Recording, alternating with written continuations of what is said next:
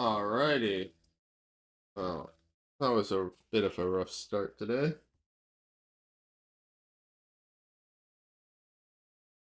Just technical issues today for whatever reason.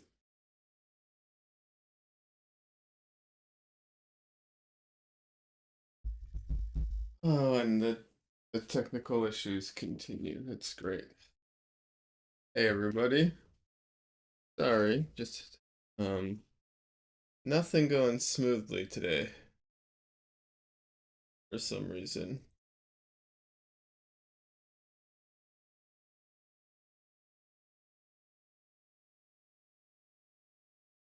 There we go. Focus. All right. Oh, hey Marsilio, welcome. Yeah. So one day I'll get the streaming thing streamlined to the point where hopefully not constantly you know, technical issues, but today's not the day. How are you doing, Marsilio?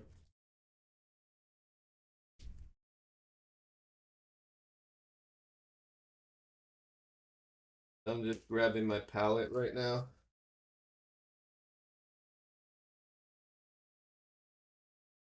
Every time I paint, I put my after I paint, I put my palette away.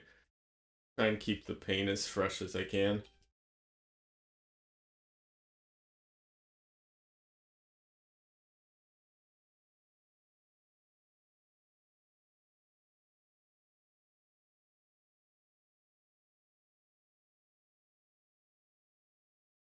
Doing great. That's good to hear. Hear that. What have you been up to lately? Anything you feel like sharing? No, that's cool too. I know sharing on talking online. Like some people don't want to share certain things. No worries. Gonna be cooking along, not painting. Nice. Do you enjoy cooking? I feel torn on cooking. I'm mixed feelings on the subject.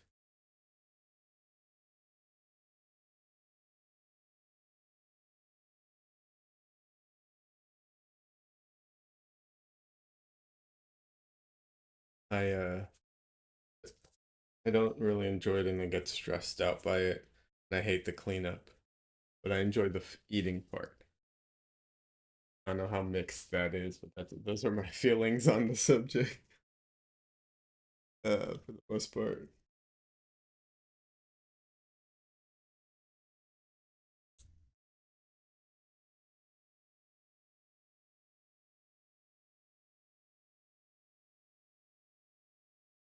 The first time oh, it's your first time watching my stream.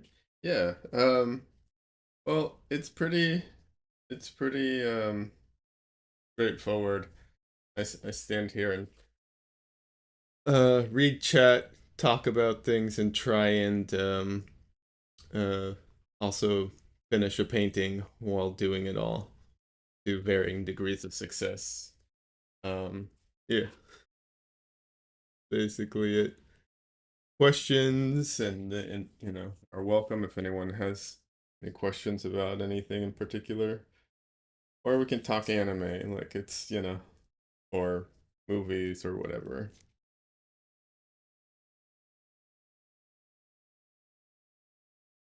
I'm gonna have to oil out this painting. All right.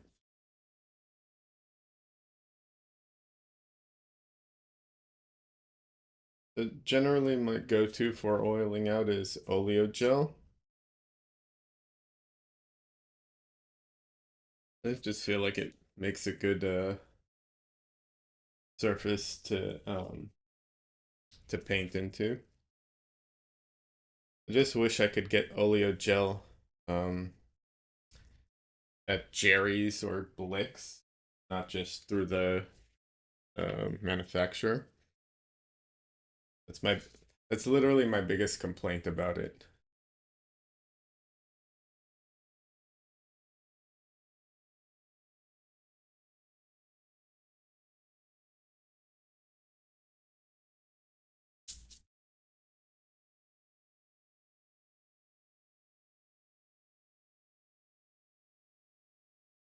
And like the title says, today I'm going to be finishing up this painting. Um, and then tomorrow I'm going to be streaming as well, tomorrow night, which I know is late for some people, but I'll be streaming tomorrow night and I will be starting a new painting tomorrow.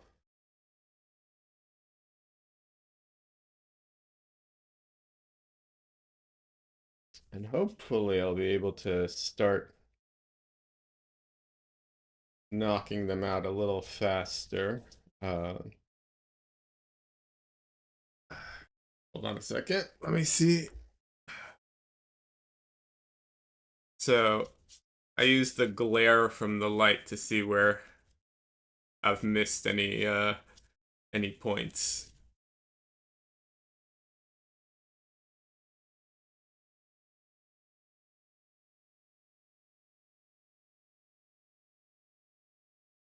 All right.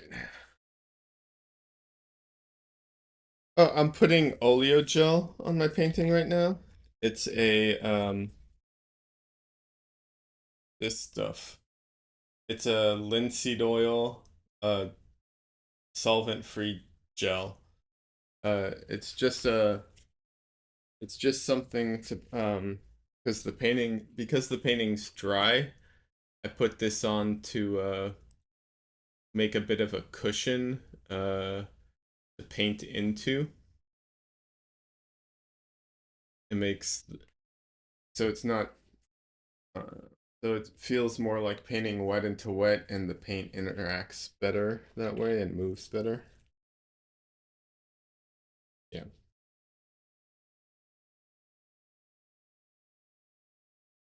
You can use other things too. It doesn't have to be oleo gel. Gamblin makes a solvent-free gel.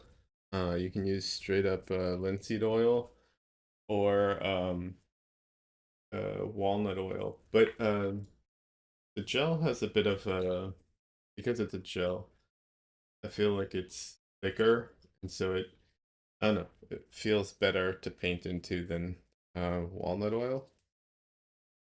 But I've used walnut oil before. It works too.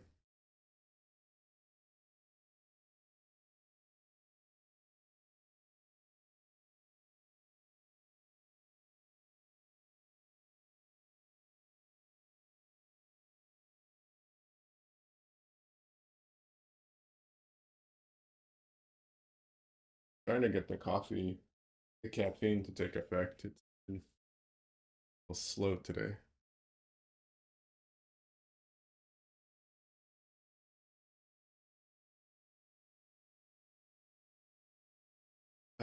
So my go-to in the beginning is almost always to work on the background or on something that doesn't have a ton of significance. It's kind of silly to say about the background because it does, but it's not like working on someone's eyes or something like that. I don't know if that makes sense. Um, so I'm going to try that today as well because the reference has some stuff in the background. I'm going to try putting in some abstract versions of that to see if that works. And apparently all my paint, oh no, not all, some of it's dry.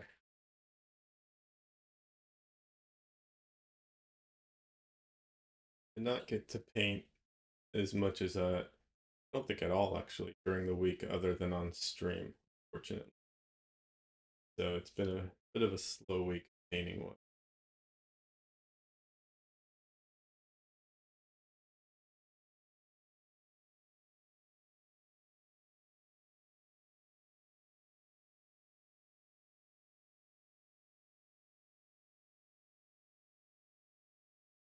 Some of my paint is skinned over. So I try and keep my paint fresh. Um, there's there are all kinds of techniques of keeping your palette and your tiles fresh. Um, I use one that is convenient, but it's not the most successful in the world. Like it's good, but there's other things I could do to help that. Hey, Elisha, welcome. By the way, if I say anybody's name incorrectly, by all means, feel free to inform me about that. I'm not good with names, so. But welcome. It's good to see you. How are you doing?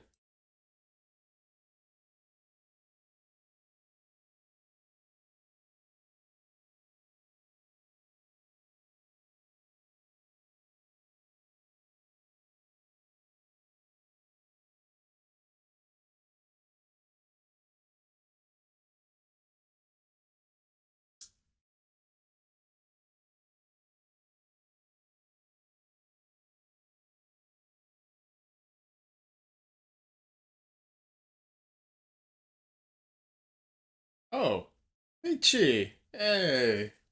Okay. Yeah, I did not recognize you with a different name, but good to see you. How you doing?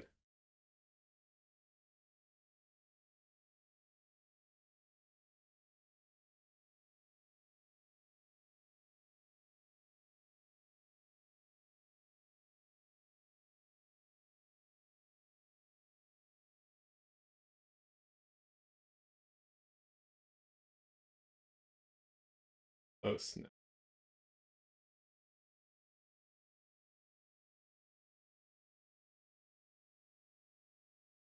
Didn't realize how much the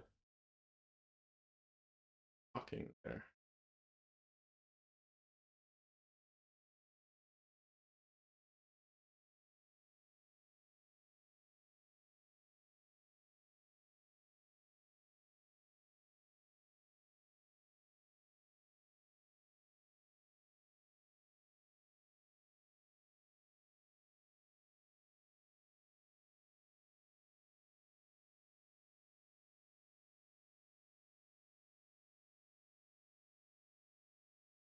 You've been working on self-portrait lately. That's awesome.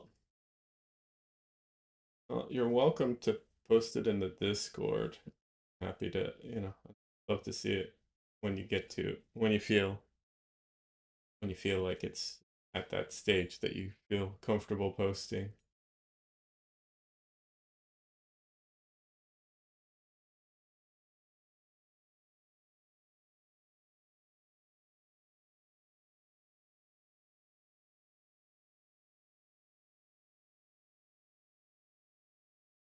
I'm doing all right. Thanks for asking. Been working a lot. Work's been it's uh been hard getting back to work, when you're getting back into the groove kind of thing.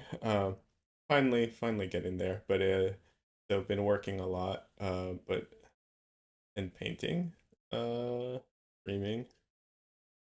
It's been most most of what I've been doing, which is good.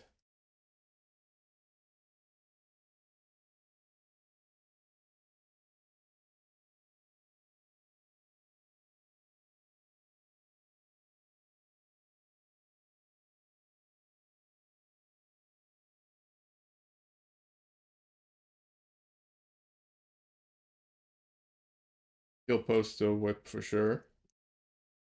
Love how my painting's coming along. Details are looking great. Oh, thank you so much. I appreciate that.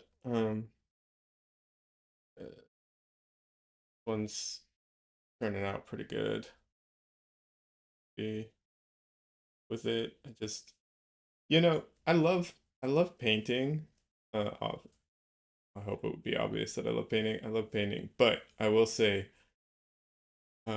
even paintings, even though I love painting, and even though there are paintings I have that I really love doing, at a certain point, it's just becomes like, okay, kind of done with this painting, and it's time to finish it because I want to be done with this and move on to the next one, kind of thing. Um, not in a bad way. It's just I don't know. Maybe it's my ADHD. Uh, but yeah.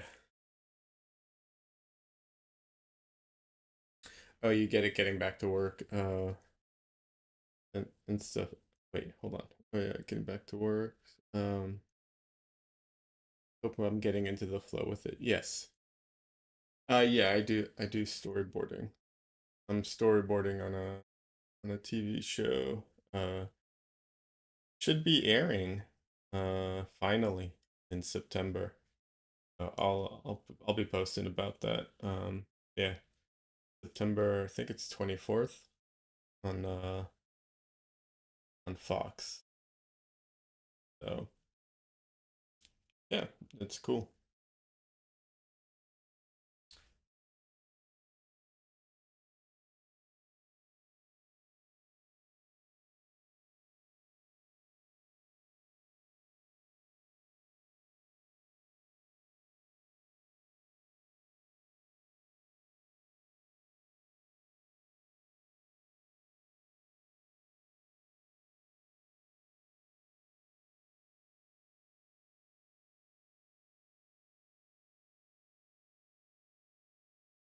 Yeah, it's pretty cool. I'm enjoying the job. It's a really great job to have. Um, so I'm lucky.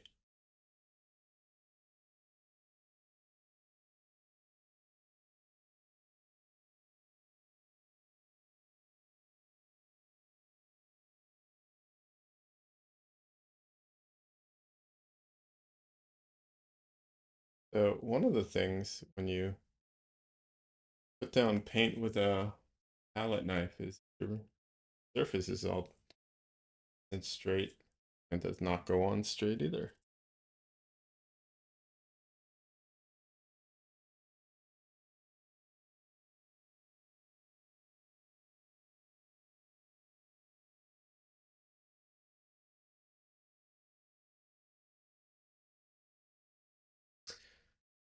When I'm storyboarding, do I feel a lot like you can control how the scenes look?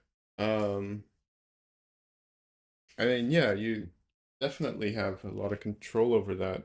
Obviously, I have a, I have like a director will dictate a lot of that stuff if, you know, they don't like what I did or if they had a different vision for it or whatever.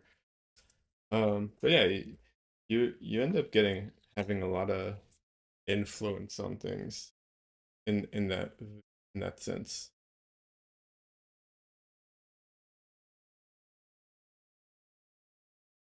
Because none of that stuff is actually in the script usually. They don't dictate camera angles or anything like that, unless it's something very, very specific. But usually, it's almost never in there.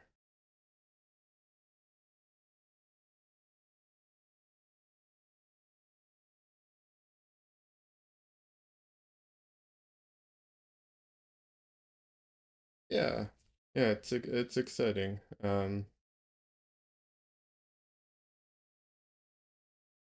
That it's on. It's being on a big network is pretty cool.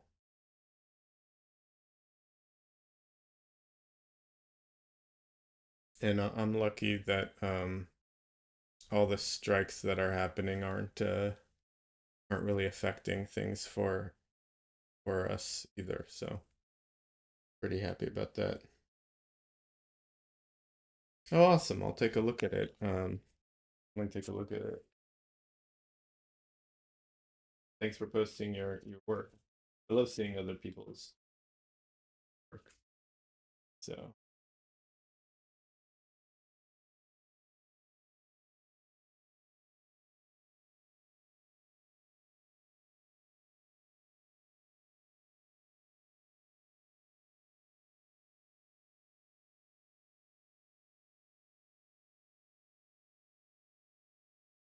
strikes. Oh, I'm referring to the writers strike and the actors strike that are happening right now. Those the Writers Guild and the act SAG or whatever it is. Yeah, they're on strike right now. Um, but the way TV works and TV animation work is they're not all on the same. It's just not everyone's on the same like unions and stuff. It gets complicated.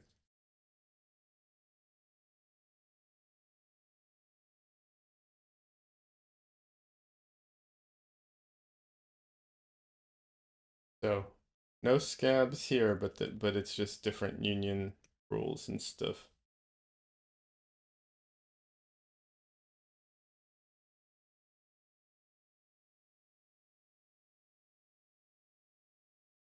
Oh, wait, you didn't know about the strikes? Interesting. Yeah, so the Writers Guild has been on strike for I think it's been 5 or 6 months at this point. And the oh, what's it called?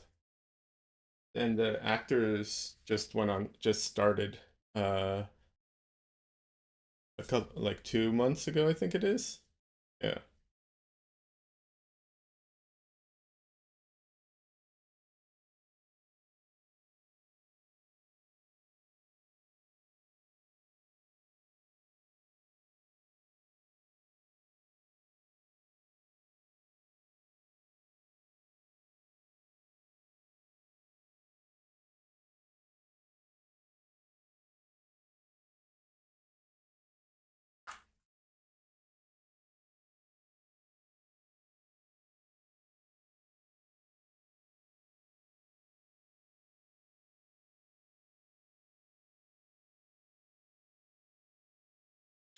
Oh, Lychee, this is coming out fantastic. Great job. You're doing fantastic. That's looking good.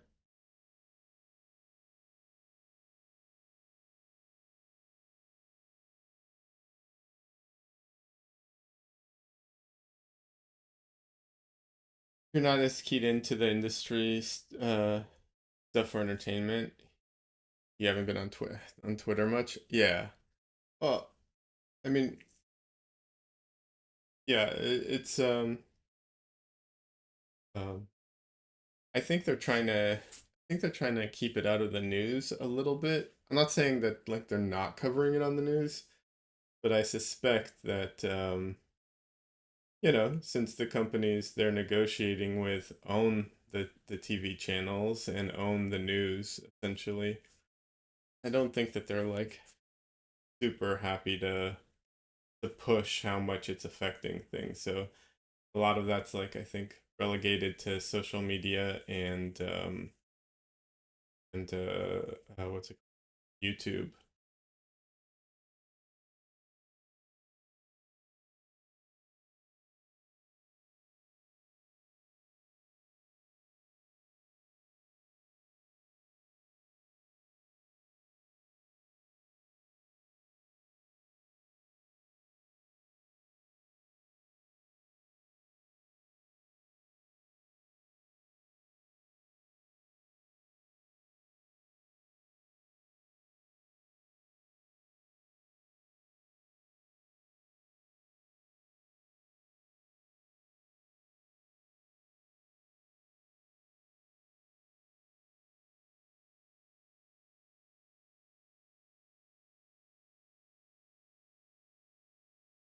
That tracks. Yeah,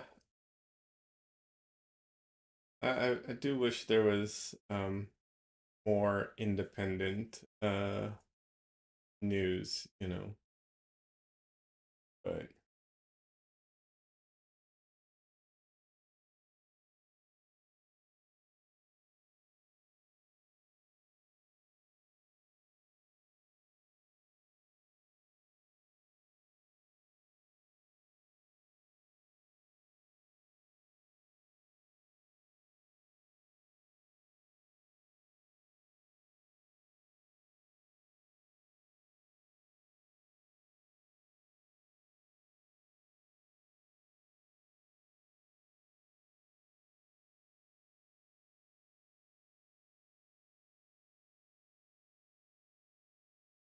allergies are killing me today. Jesus. Can't take allergy medication right now, so my allergies are just like the worst.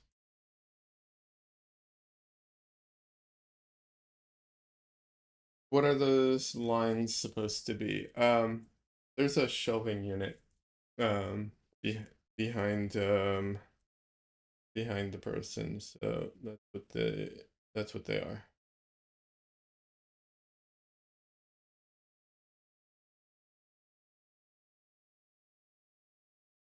And Lychee, you asked if I'm using cadmium red. No, I'm not. I'm using Mars Black, Phthalo Blue, um, quinacridone rose or permanent rose, depending on, you know, um, and cad lemon, titanium white. You were thinking bathroom tiles? You see, that's I was worried that it would come off looking like that bathroom tiles, which I totally understand why it would.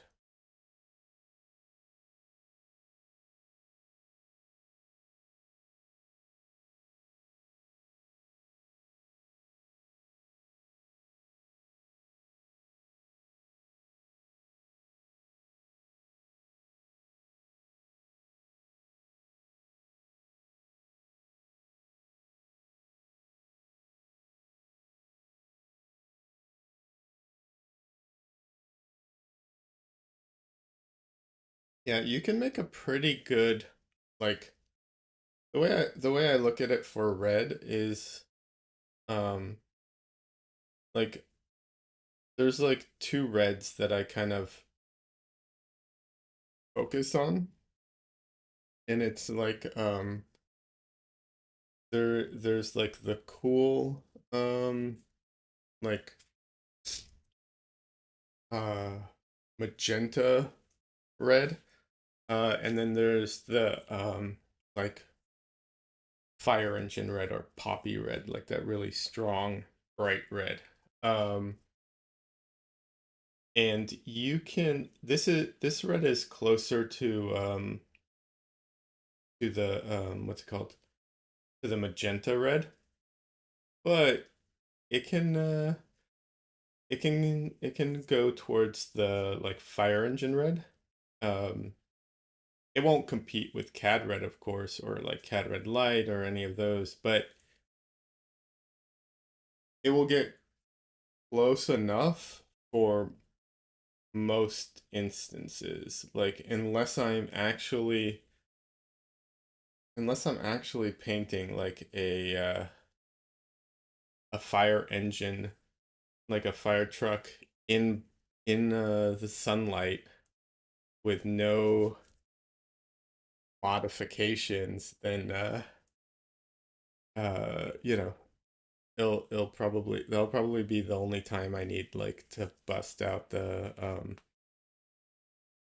cad red, is if I need that like fire engine or hot rod red kind of thing, and it just has to be like, you know, un uh like not mixed, not adjusted at all, just straight out of the tube. If but if it needs any kind of modification, this will probably um suffice.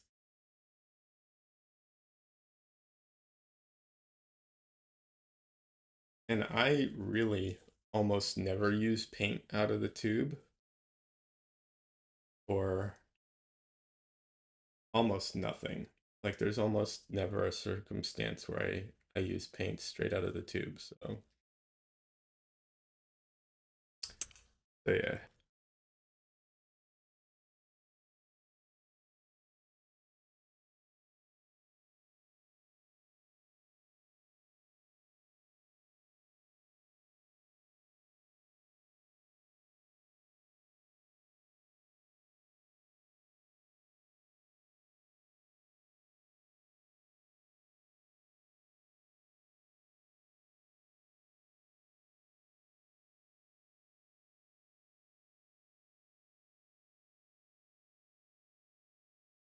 So I'm just trying to indicate some of the detail that's in the background without actually painting all of the detail in the background. It's honestly, I might go in and mess it up a bit because the circumstance is a little unintuitive. Like the reason the person was posing in front of this uh bookshelf, not bookshelf, the shelving thing was because I was doing a photo shoot. Otherwise, it kind of doesn't make sense. So I might adjust it to be more abstract.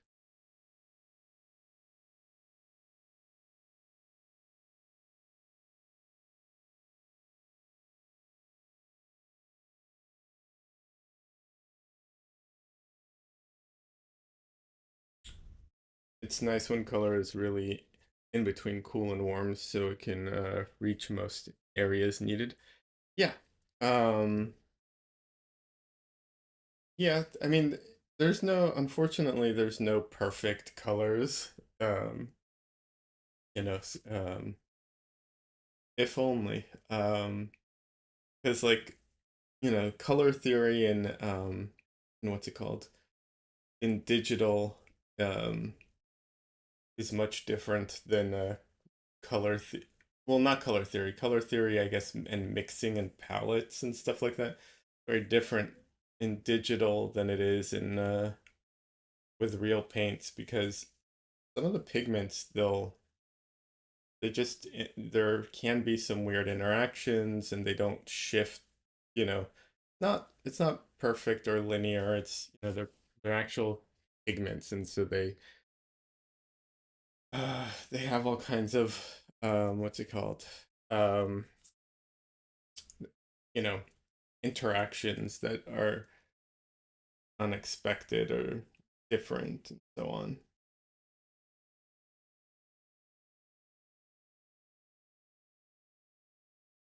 Uh, but yeah, I've been working towards I've been trying to find the paints that I can have a limited palette and have the widest and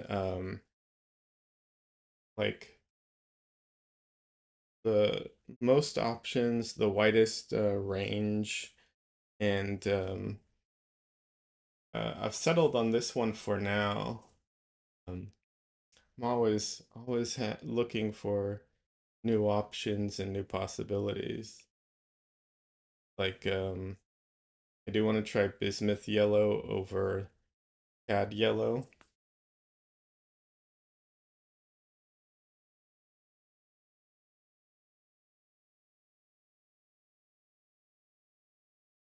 And I do like having a limited palette versus a what's it called? Like a large palette with a lot of options. I prefer having a limited palette. Welcome, hello to the new viewers. Yes, welcome to the new viewers. You are welcome to join in on chat if you feel like it and talk uh, painting or anything related and even not related stuff, depending.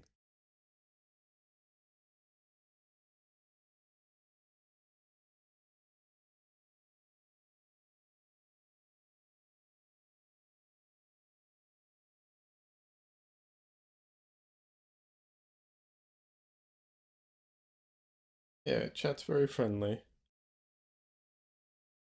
Um, I on stream am very friendly. uh, just kidding. I try to be friendly in general.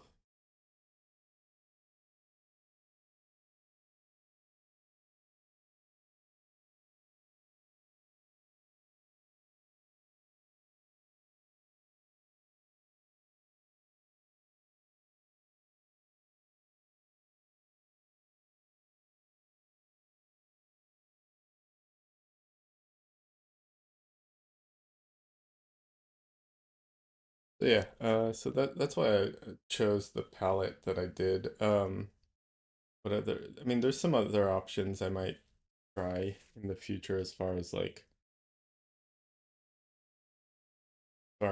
paints palette goes, but um, there'll be slight adjustments. I've yet to find a palette that is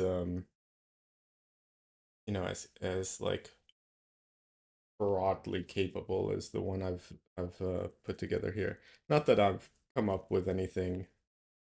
I'm not the only one who's, theory crafted about palettes and worked on it and so on. Like not at all.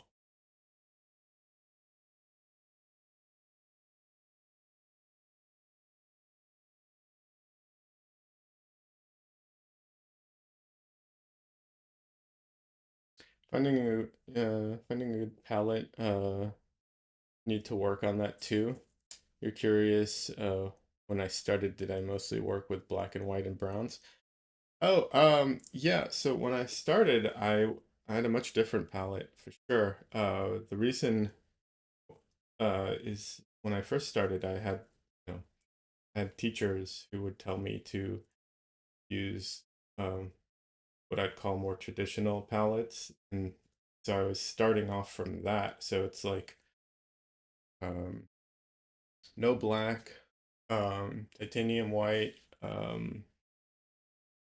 uh ultramarine blue, yellow ochre, what's it called? What's the brown that everyone uses? There's raw umber and burnt umber, were a big part of it. Yeah, and so on. Those were the like go-to palettes. Something close to that. Because you could also mix your own black with ultramarine blue and burnt umber, um, and so on. So yeah, that was like my palette originally. I got very frustrated with the umbers drying so fast. They dry unbelievably quick, and drives me nuts. Um, it's a it's an absolute positive if you want your paints to dry fast. Like, you know, that's helpful. Don't want my paints to dry fast. Very unhelpful. Also, they dry on the palette fast. Having said that, they are cheap, and that is a benefit too. They're some of the cheapest pigments, so that is a good thing. Um, Hi, Michael. How's it going? Welcome. We're talking palettes and like what I started with and what I'm using today and so on. Yeah.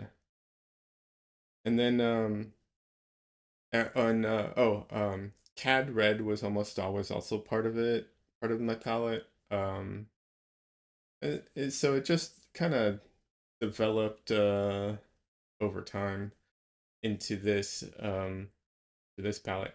I used to have Cad Red on this palette, but I ended up just literally like I would put it out and it would just dry, untouched uh, palette. So after a while doing that, stopped putting it out there. Uh,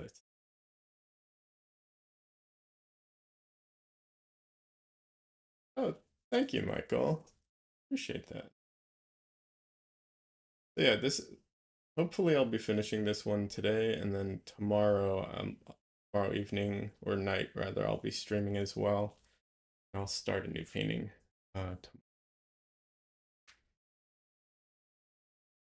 Um, yeah, this is it's what I'm looking for. It's basically turning on my cameras and trying to hang out with people while I paint. Is just kind of my painting process. Um, so yeah, thanks for joining us.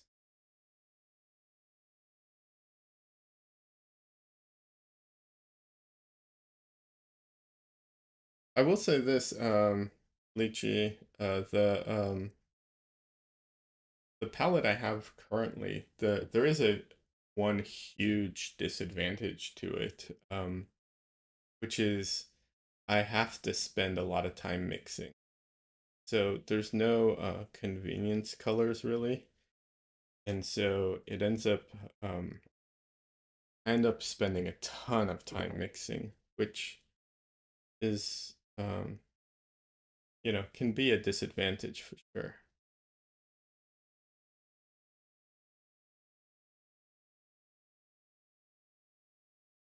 The advantage to that is like I think I'm pretty good at mixing colors now, but I spend a lot of time doing it. And every time I want, any any color, it is other than the ones out of the tube, which are almost never useful. I have to mix it anytime I want a brown. I have to mix it. You know what I mean? So it's it it is it adds a level of difficulty or and time consuming to the process.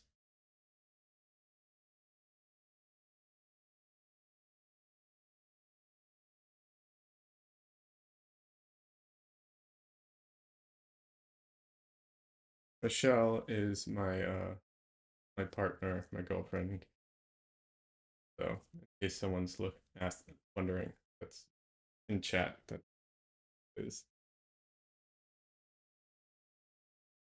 the colors I've mixed in the painting look really awesome. Thank you, I appreciate that.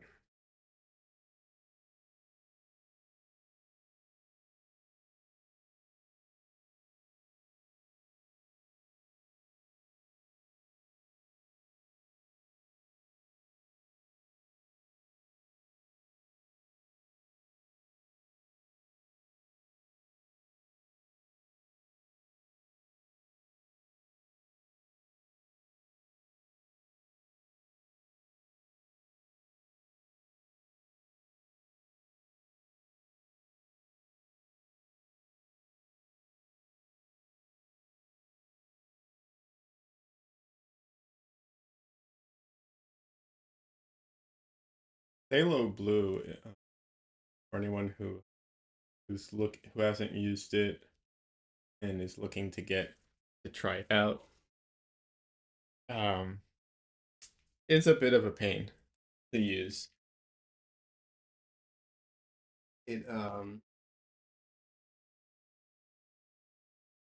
it likes to um take over every mix and spread like crazy.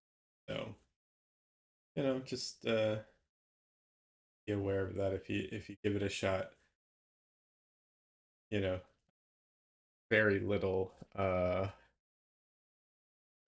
you don't need a lot usually. Phthalo always dyes your brushes blue. Yeah, yeah, it does that. Don't wear anything you value when you're painting with phthalo blue either. Like it will uh yeah, it will stain as well. Um yeah, just one of those colors.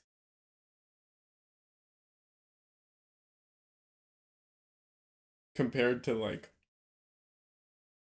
ultramarine blue or something, yeah, it's crazy. People sometimes uh don't like to use phthalo because of how staining and how uh well, um difficult it is to work with, but you get used to it. It's barely put a couple bristles and that's enough. Have I tried Indanthrone? I don't know how to pronounce that. I'm going with Indanthrone blue. I have not. What is I've trying to think if I've heard of that. Don't think I have. But doesn't sound familiar. Please.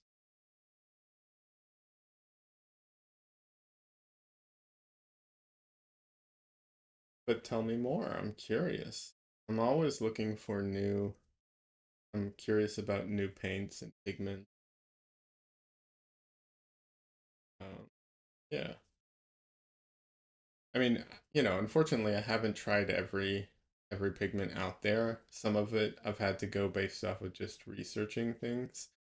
Um, so there are definitely some blues that I would, not even blues, some pigments, colors in general I want to try, but haven't yet. There's of course the new new blue that the Yinmin blue that was discovered like I think it's at this point it's got to be like 5 years ago or something like that. Um, but that one's not readily available yet. I guess you can get it, but it's not like super readily available.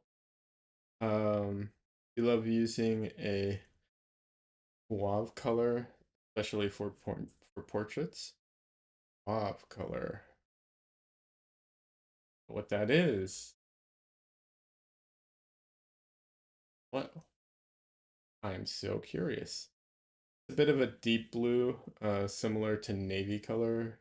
Okay, this is for the uh Indanthrone blue. It's a deep blue color similar to navy, but it gets really deep and blackish. Interesting. Okay, that's cool. And mauve color is a light purple. Oh, interesting. That sounds interesting. I don't have any purple in my any like direct purples in my palette. Yeah, that sounds interesting.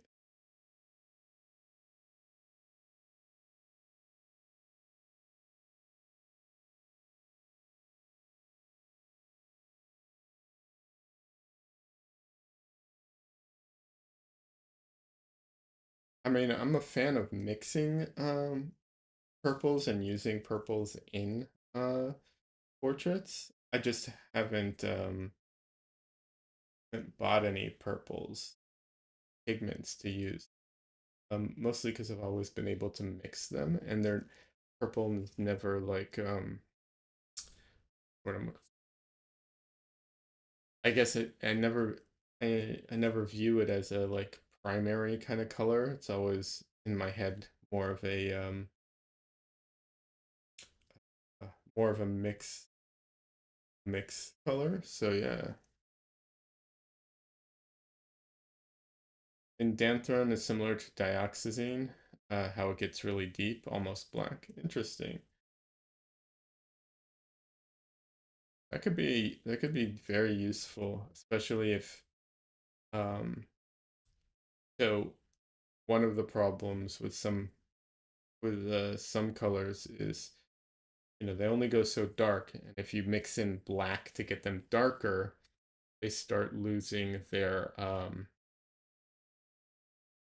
uh they start losing their chroma, because you're mixing in black, so they not only get darker, they get duller as you're doing it.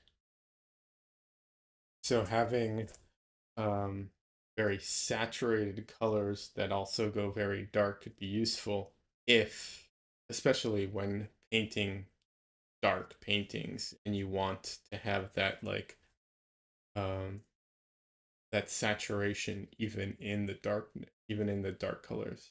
That could be very useful.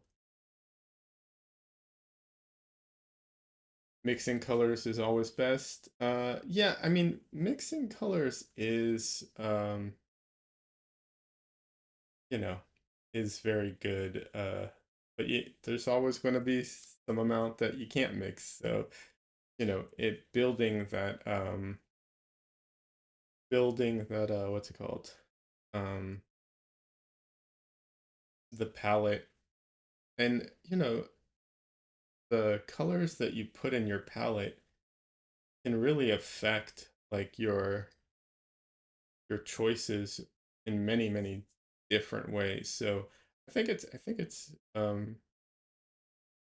do think it's fun crafting palettes and working with different colors, and you know seeing what feeling certain palettes tend towards and so on. definitely find it interesting. And what's it called? There's for instance, there's this one artist I follow online. He does a lot of these like weird painting challenges where he'll only paint with like a certain colors, and sometimes they're weird colors and so on, and it produces really interesting results. Actually, I take that back. Not just him. So there's can't remember his name. I wish I could. I'd share it if I could remember his name at the moment, but I can't.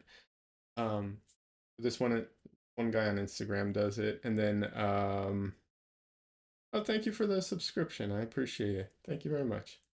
Um, for the for you and for anyone who's new here, right now my what's it called? My words escape me at the moment.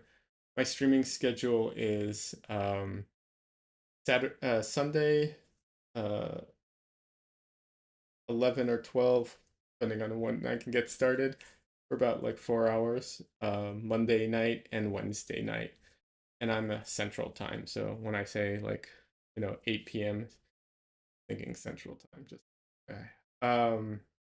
So yeah, that's the streaming schedule. That's my painting schedule at the moment. Um, so yeah, thank you for this for subscribing and welcome. Um, so yeah, Nicholas Uribe is a painter I like a lot. I follow him on online and on his streams and everything. Um, and he did some paintings like that where he like limited which colors he was using and used ones he didn't normally use. I think it's a fun exercise to do. I think it gives um not just interesting results, but it you know, it makes I think it pushes you know, your mind when painting to think differently, which I think is a good thing to do occasionally for sure. You've seen one person who uses phthalo green, quinacridone magenta, and white only, and the painting looked blue. It was really interesting. Um, wait, uh, quinacridone magenta and phthalo green. That that makes sense.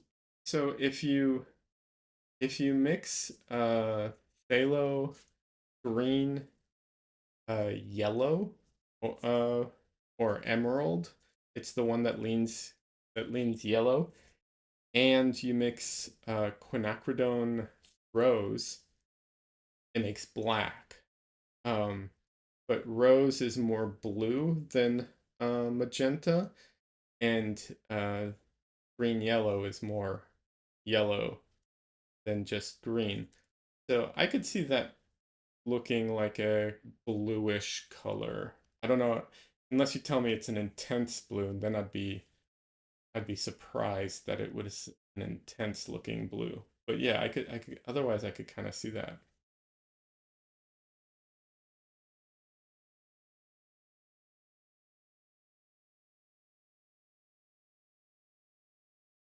So the reason I know that mix specifically is because what's it called Gamblin sells a chromatic black, which is a mixture of those pigments. I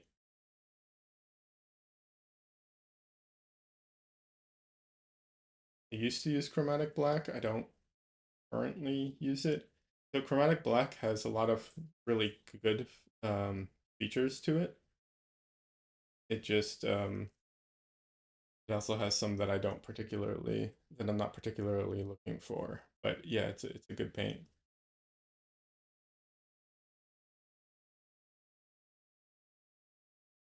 Remind people that I can chat with us and comment in the chat box. Some people don't know there's a chat option. Okay. Um, for all the viewers who are not familiar, there's a chat box in the YouTube or YouTube app or wherever. There's somewhere there's a place, and you can you're welcome to join in on the conversation or ask questions or bring up other subjects. Yeah. Hey, Catherine, welcome. Painting's looking good. Thank you very much. I appreciate it. Welcome. How you doing?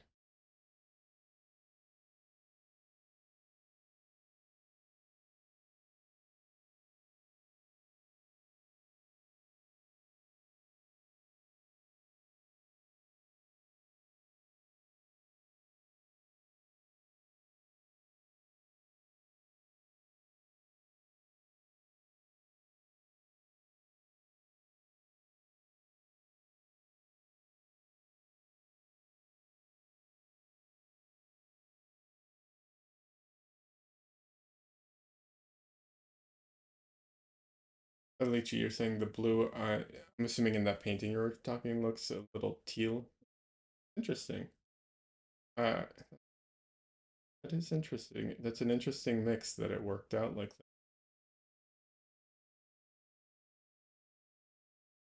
I did, not exactly on the same thing, but I did use chromatic black once, and I put down like black, and then I basically did a wash on the canvas to like just make the canvas a little darker, so it wasn't just white.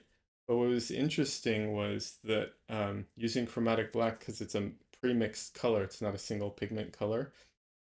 When I wiped it off, some areas wiped off, it wiped off inconsistent. So some areas had like magenta like shades mixed in, and some areas had like green shades kind of thing.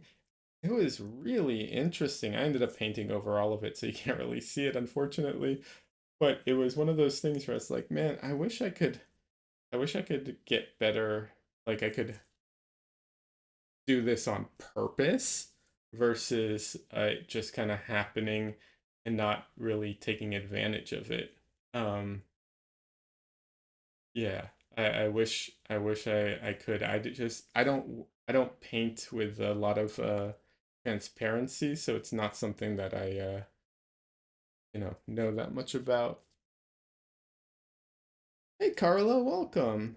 You like how this painting is progressing? Uh, you appreciate me taking several sessions. Oh, I'm glad because I'm always worried it's boring people because it's like multiple sessions on the same painting. So yeah.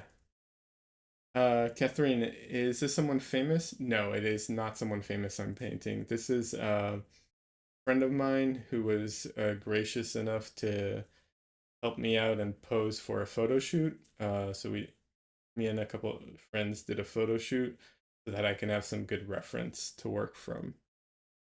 Yeah. So no one famous. I feel so I feel a little weird about painting famous people. I've done it in the past, but it's a little weird to do it without their permission. You know, some don't mind. Sometimes it's a tribute. I did do a tribute for someone who passed away. They're for an author I like years ago, and his daughter even liked it online, so that made me feel good about doing it. But yeah, um, try to stick to not. I should paint Taylor Swift. Swifties would watch it like crazy. I do appreciate that, but I'm going to refrain from painting Taylor Swift. I'm not sure the Swifties are the crowd I want to attract. Um, I'm scared they'll get mad at me for something and then I'll be canceled or something. I'm kidding. Um, oh wow, really nice. I saw the painting. Yeah, it was really nice. Although sad, because person had passed away. Ultimately, just dead. Salm Salmier? Salmier. I'm sorry if I'm getting that wrong. Oh, you're a bit shy, from Oh, you know me from Twitch. That's nice. And Chelsea site. Awesome. Lovely brushwork. Have a happy painting session. Thank you so much. I appreciate you even saying anything. I know some people are shy, no worries, but you're always welcome to chime in. Uh, you know, you're always welcome to it. Um, hey Cody, welcome. Good to see you.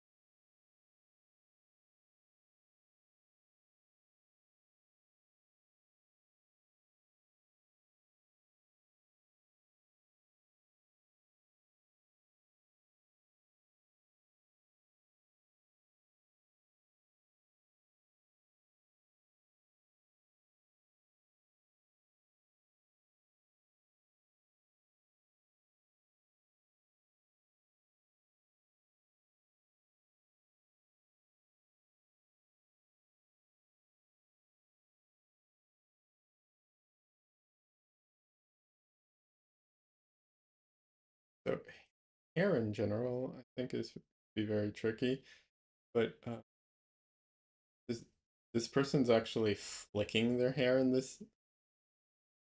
original photo here. So the hair, like they're moving their hand away and their head back, and their hand was in their hair, and so it makes all kinds of interesting uh aspects to it. Don't don't normally see. Uh, fun and interesting. Yeah, hair swish.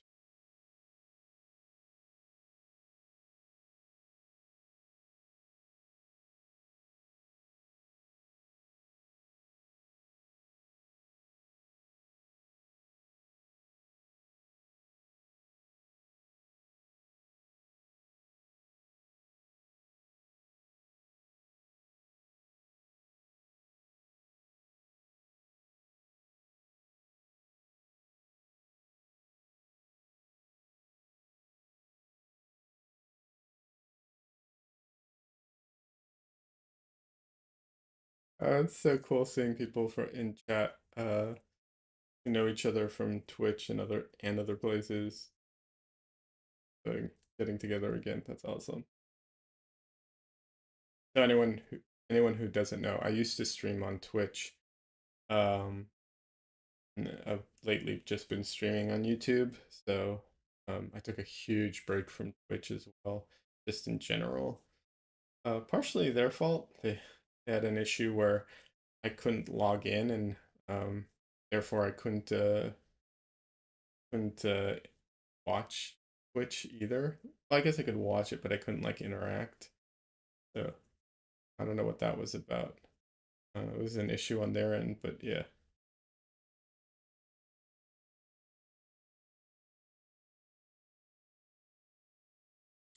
And then of course there's OPL. Yes. So for people who don't know, OPL is Our Painted Lives. It's Nicholas Uribe and Danny. Oh my God, I'm blanking on her last name. Doesn't matter. Anyway, they stream, and they did videos and they stream. Um, and I've gotten to know a lot of really cool people from there as well. So I highly recommend OPL to anyone who isn't familiar.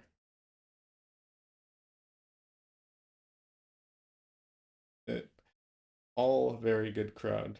I think the internet's full of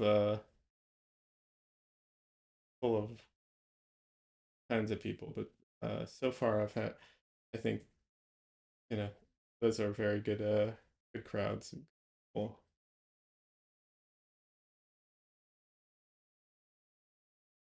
Yeah, highly recommend OP. Also Nicholas painting fantastic. That right.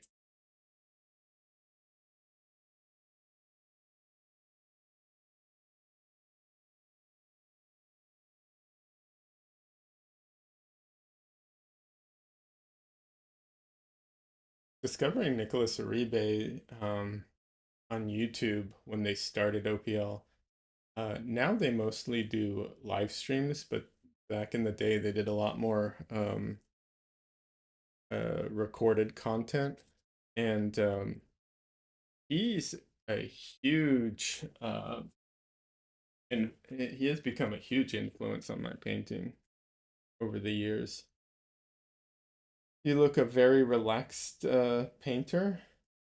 Oh, thanks. I try to be. Um,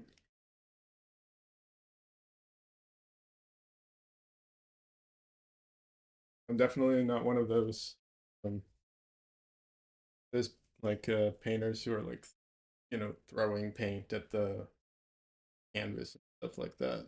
Um, so I've watched some of those people. They can be very entertaining, um, regardless of the art. Of course, the paintings always speak for themselves, but yeah, they can. I follow some abstract painters who just do some crazy stuff. Large canvases, throwing paint, very entertaining. Yeah, you've watched them for a few years. Our Painted Lives, you mean? Yeah, they're great. Nicholas, I do love his approach to painting. His like his thoughts on it and everything. You know, yeah, and he just genuinely him and Danny seem like really down to earth, fun people, and sweet. And so yeah, but Nicholas's approach to painting has definitely influenced me. Now we do, of course, diverge, which is expected and good, I think. But yeah, I really like one of my big influences for years was Jeremy Mann, and I love Jeremy Mann's paintings. I do. Uh, but through actually, I'm trying to remember. I don't think through Jeremy Mann, but they're definitely like connected in a way. I mean, they teach at the same place sometimes. They do workshops at the same place. But yeah, discovered Nicholas Uribe, and um, in a lot of ways, I think he's become a bigger influence than Jeremy Mann. Of course, if we're talking influences, there's older painters as well. Sargent, um, God, I'm so bad with names. My mind just goes blank when I try and remember names. But Frank Frazetta, of course. Uh, I love JC Linedecker. Even though I don't think I actually paint like him much, but there are parts of his paintings I wish I brought in more, and I probably will in the future. You missed the short videos of OPL. Yeah, they helped you through quarantine 2020. Something to look forward to every day. Yeah. Otherwise, on the other hand, it's quite interesting to see the paintings develop live. Yes, there's definitely a trade-off. I do enjoy the live paintings, and I do appreciate being able to interact with them, sure. But I do also miss the like 20-minute curated uh video. I also really enjoyed hearing Nicholas Uribe's kind of like ideas and takes on things. And it was kind of well packaged. Um, you know, uh, I've tried to do videos like that. I think I have like one video that attempts that on my channel still. Um, it's very hard to do. I find it extremely challenging. So I'm hoping in the future to do some more of those because I enjoyed watching them. So hopefully other people will enjoy watching them if I make them, but they're so challenging. Someone who does a lot of good videos, sometimes they're a little more like, they're not as deep, more popcorn kind of pop culture stuff. Is Alpi or Alpi or I can never remember how to pronounce or spell his name, but um he's a really good painter and his videos are really well made. And Chelsea Lang, of course.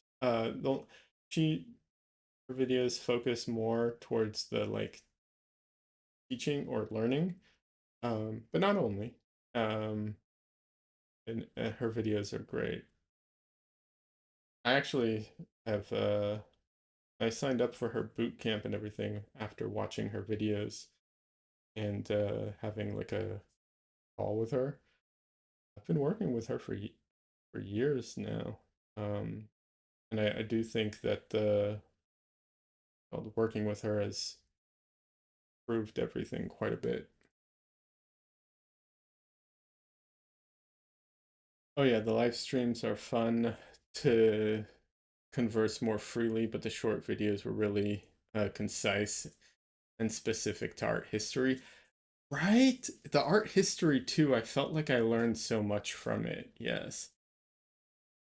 Suzanne, thank you so much. I appreciate that.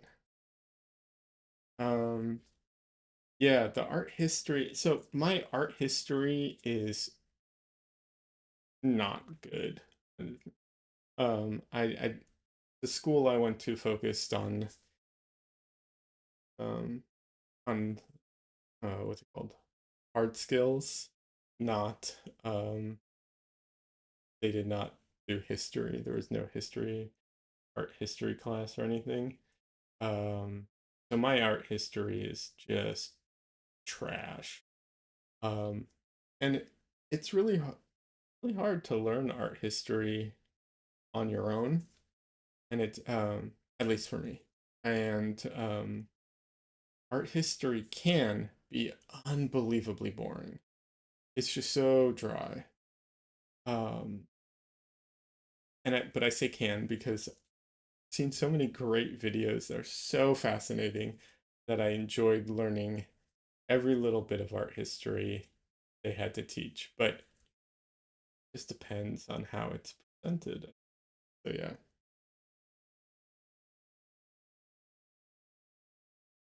You loved seeing uh you loved learning about the art history and seeing all the paintings he referenced, right? Yes, those curated videos were really good because it all Annie would also put up she's the one who edited the videos. She would put up all the like reference images to whatever he was talking about. It was so good.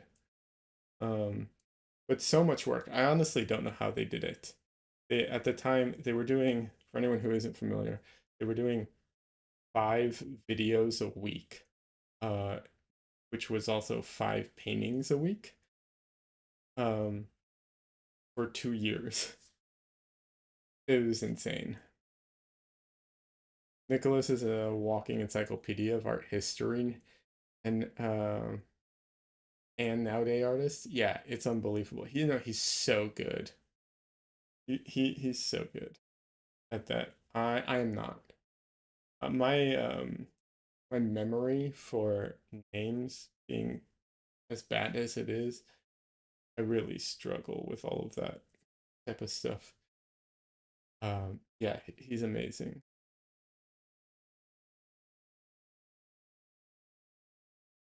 Yeah, I don't know how they did so many videos. It was bonkers. And then for anyone who isn't familiar, to top it off, not only did they do so many videos, they they offered the paintings for sale for so there was a painting a day, 5 days a week, and they offered the paintings for only 250 flat fee regardless. Sometimes they were sketchy, sometimes they weren't, just all kinds of variations. Flat 250, uh, which was just insane. They would sell instantaneously almost. I was lucky enough to buy one, but they sold almost instantaneously. It was crazy.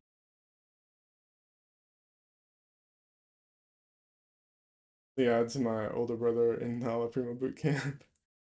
Yeah, I, I was lucky enough to be one of the first people to join the boot camp with Chelsea. Um, Cody says it took me 2 months of waking up at 4 a.m. to get a painting. Yeah, it was so frustrating.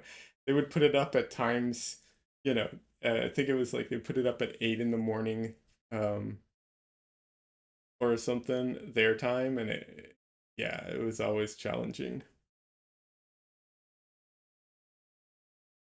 Lucky you, I missed them all. Catherine says, "Ah, sorry, Catherine. Yeah, it was tough to get a hold of them." Having said that, for anyone who doesn't know, they now have a PDF of their book.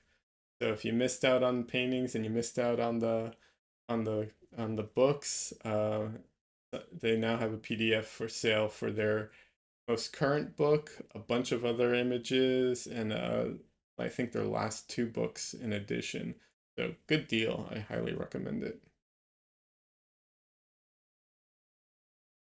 Cody, you would wake up and just start hitting refresh over and over again. Yeah. Yeah. Carla, you feel fortunate enough to be able to buy a Nicholas painting? Yes. Um, Suzanne, yeah. So he was doing a flat fee of just he would paint mostly on paper, but not solely on paper, and it was a $250 uh like each painting was $250. Sometimes they were sketchy, sometimes they were pencil drawings, because there would be a week that he would do a pencil drawing week, or like a colored pencils.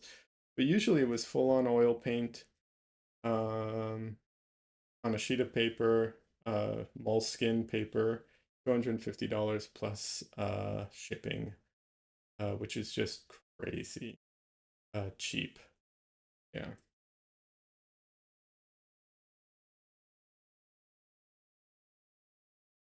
Uh, Even the last one live, of Fur you missed, you fell asleep on your laptop, but you have their book. Yes. Uh, Oh, Suzanne, Nicholas Uribe. This so his channel is Our Painted Lives on YouTube.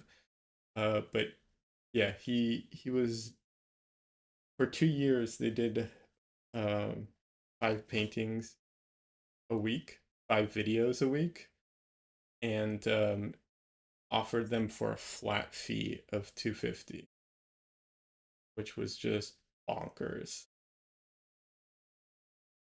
Um, yeah, just bon. Yeah. And, um No, Uribe is it's you there we go. Michael got it for me.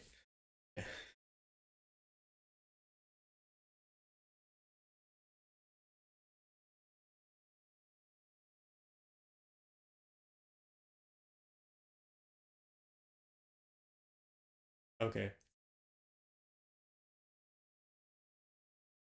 I'm gonna have to go back into this hair a bit and structure it a little, starting to lose some of its form.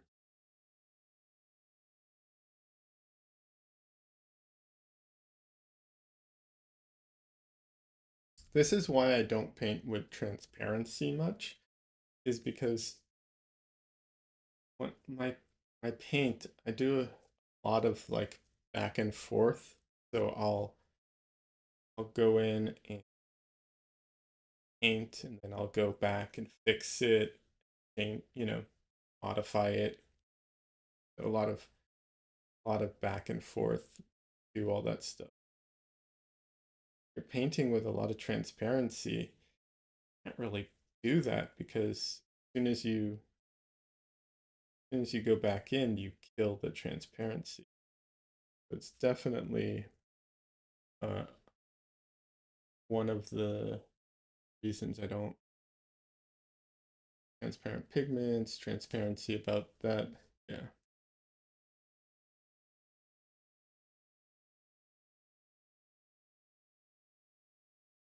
Is anyone else thinking of printing the new book? You're really tempted.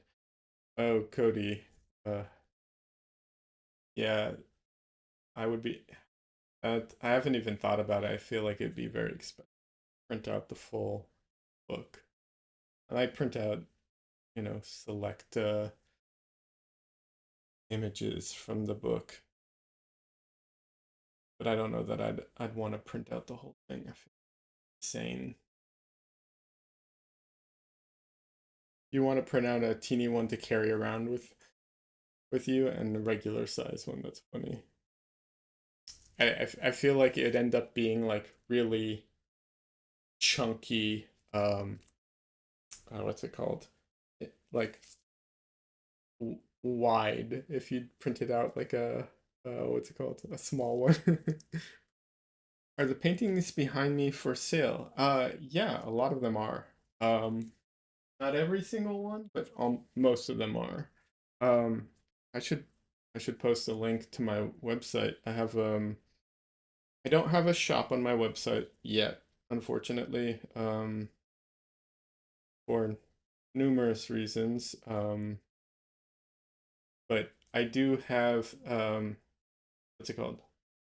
I do have I do have them posted, and you can message me, and I'll happy to sell them. Prices are there. It's not like it's not one of those things. It's just that setting up the shop itself in the website.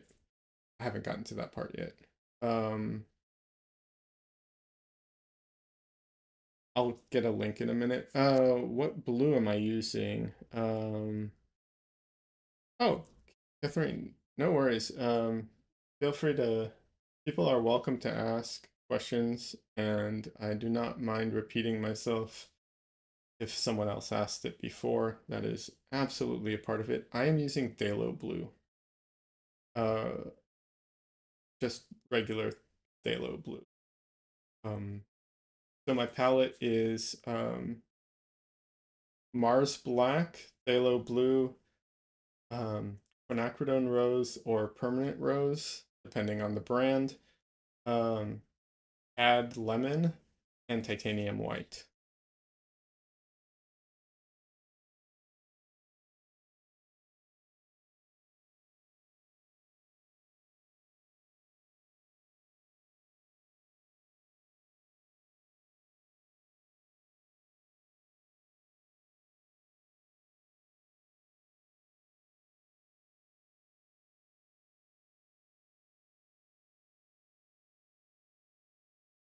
So yeah, all questions about stuff like that are welcome always.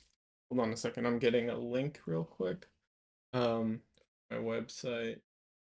I'll be honest, there probably are some paintings there or some paintings I've done that are for sale that I haven't even put there because I am bad at this. Um, yeah. But as I paint more and stream more, I will start getting my website a little more little more together. It's definitely um, something I'm working on. Just hasn't been a priority. I've been focused so much on painting that I haven't focused on the website as much. But yeah, paintings are available. And then like there are some that aren't there because they're new and I haven't posted yet. But and it, also what else was I say? Oh yeah, I haven't been posting a lot because of the AI stuff.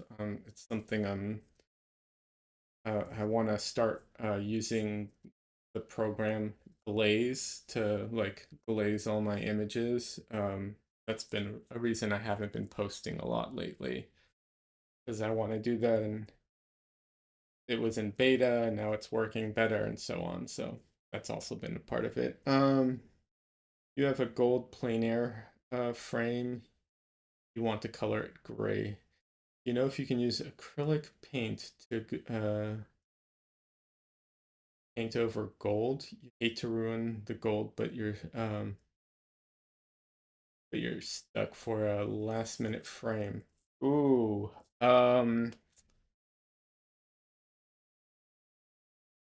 I think the gold will I think it'll be hard to cover it up unless you do it with like um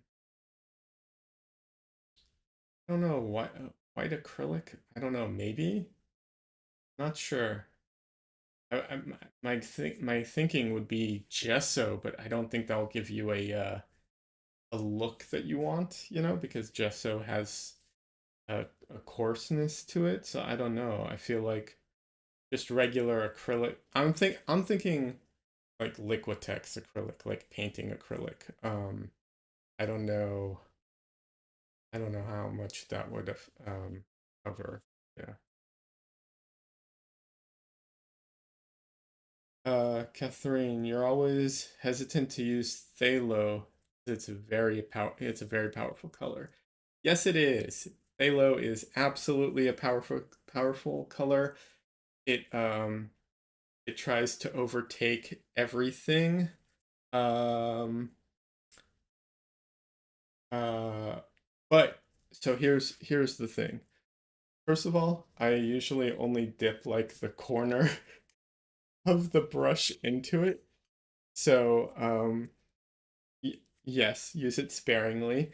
Other thing is, these two colors, the actually all these colors, um, the quinacridone rose is also very overpowering. So they're kind of well matched. Mars Black is ridiculously strong. Um, in mixing. Absolutely. The weakest one I think is the yellow. Yeah. Um, Cody is saying that a bear has a good paint and prime spray. Yeah. Yeah, I think Cody's right. I think the sprays, the like colored the canned sprays that have like primer in them that have like house paint essentially or something like that. I think those would do a good job. I agree. So yeah, Phthalo Blue is very overpowering. However, I will say we did talk about other blues, and some I'm not familiar with. So I can't like Iridine Blue, which sounds very interesting. I might look for it and give it a shot. Um, but the one of the advantages of phthalo blue over um, ultramarine blue is you can definitely get a wider range of colors out of phthalo blue. So um, you can get that more like what's it called? That like you know aqua like not yeah aqua green teal like color. You can get that out of phthalo, but it can go into the purple blues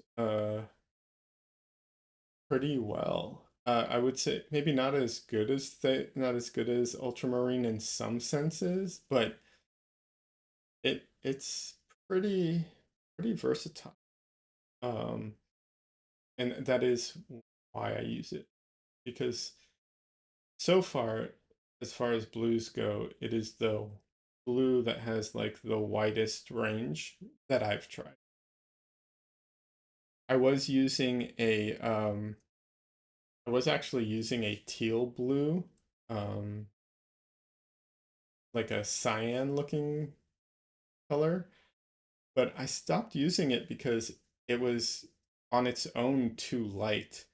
And so when I needed to go darker, it was insufficient. Like I couldn't get like a dark deep blue with it. Um, so and you can kind of with phthalo blue, you can kind of get that teal color by mixing a little bit of yellow and a lot of white into it.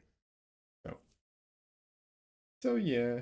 Um, but it is definitely overpowering, and depending on what your palette it consists of, you'll just need like little, just a few a few hairs of your brush to touch it to mix with, for sure.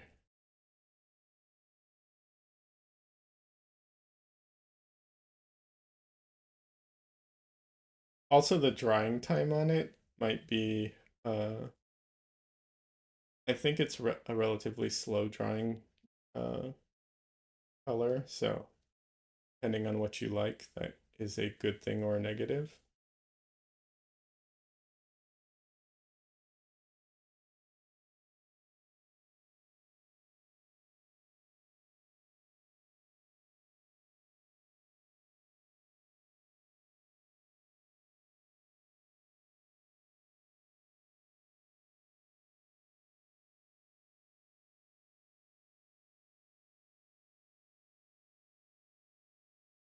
Yeah, absolutely. You're welcome. Any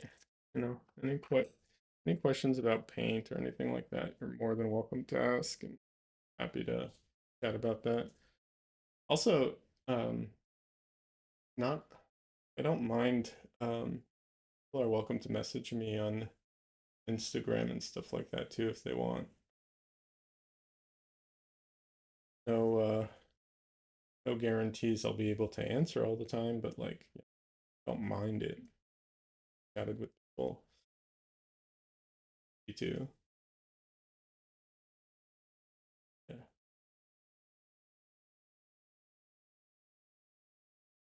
The only reason I said that is because sometimes people think, "Oh, you're on demand." Then no, but I am happy to talk to people. So, don't mind it at all.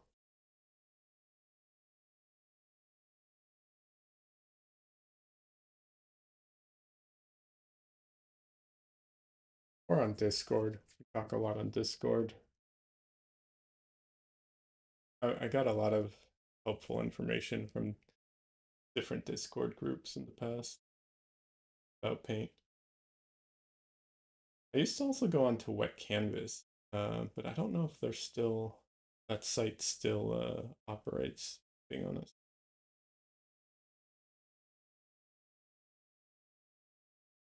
but yeah, it is powering colors.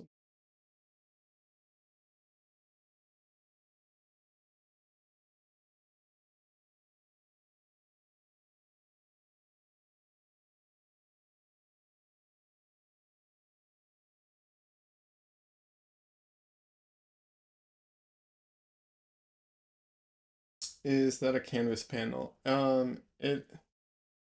It is a panel. It's not a canvas panel. It's oh, it's these panels from I think this one's from Da Vinci. Um, I got it through her name, Gary's Artorama. and it's I think it's a DaVinci panel. It's actually two panels. It's got no, not two panels. It's one panel. It's got two sides to it. One side's smoother, one side's very smooth, one side's medium smooth, but they don't have a canvas texture on it. I generally prefer smoother canvases surfaces to work on. Although I think I opted for the medium smooth on this one because I want to make sure that the oil paint has um, enough of something to grab onto. But other than that, yeah, I prefer smooth. You're headed off for lunch. It's been really nice to catch your stream. Take care. Oh, thank you, Lychee. Thanks so much for stopping by. I appreciate it. And have a great lunch.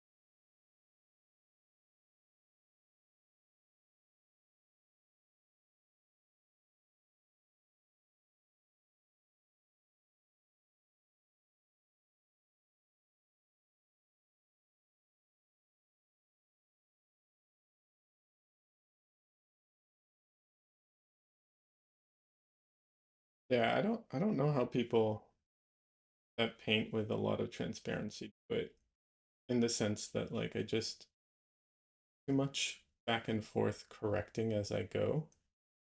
I don't know how they pull off how they pull it off, but it's impressive. I do enjoy it. I do enjoy looking at.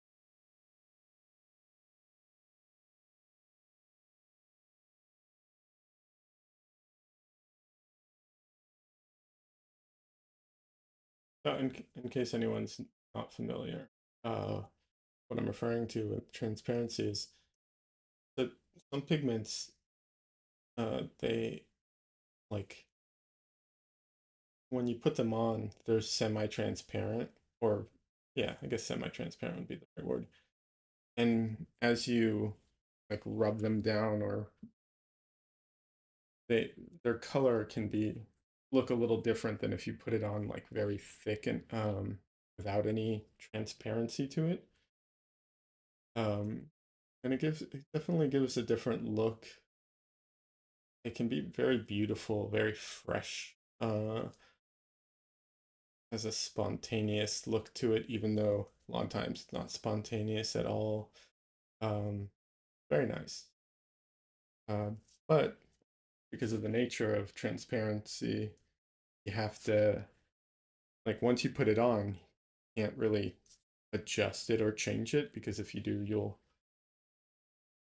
I guess you can wipe it off and try again. But yeah, it can be very challenging. That's why I say it's not as spontaneous as it looks, because a lot of times it's very deliberate. It's very slow and calculated, um, which is funny, I think.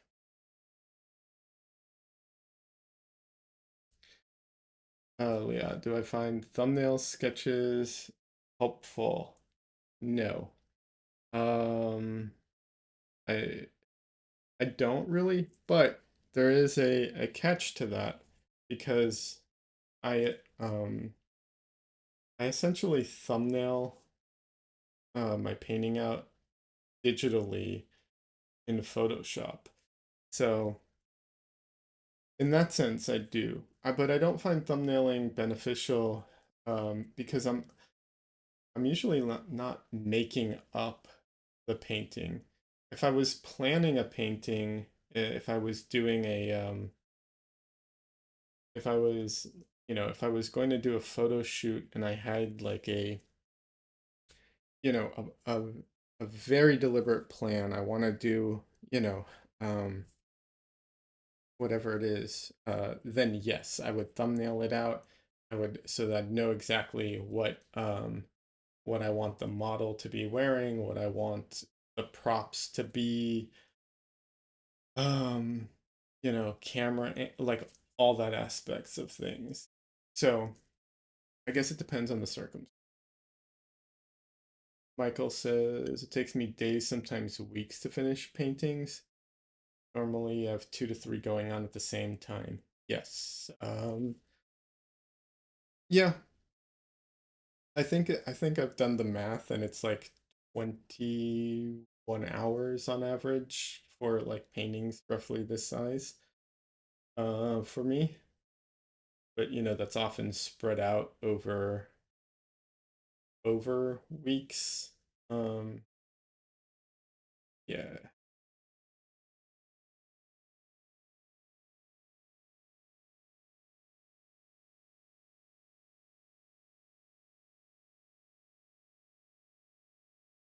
And then I don't always have multiple paintings running at the same time. Sometimes I do, sometimes I don't. Uh, okay. Usually they're dry by the time I get back to them. The only the only problem I have, Mike, and I'm curious, Michael, what your experience is on this. For me personally, it's only when they're tacky that it's like bad for me to paint on. If they're fully dry, it's not a problem. If they're wet, it's not a problem. It's the tacky in between that causes issues.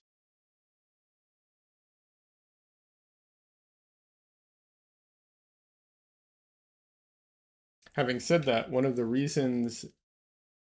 of the influences for me to switch to the palette I'm currently using is because I was so frustrated with how quickly like my umbers would dry. So I basically got rid of them. I used to have umber in my palette, but I stopped because I took it out because it dried too fast. And yeah, because literally every painting I worked on would be dry or tacky by the next day if it had umber in it or burnt umber, I think it was. And that would also sink a lot, which I hated, and it would dry on my palette too. So it was driving me nuts.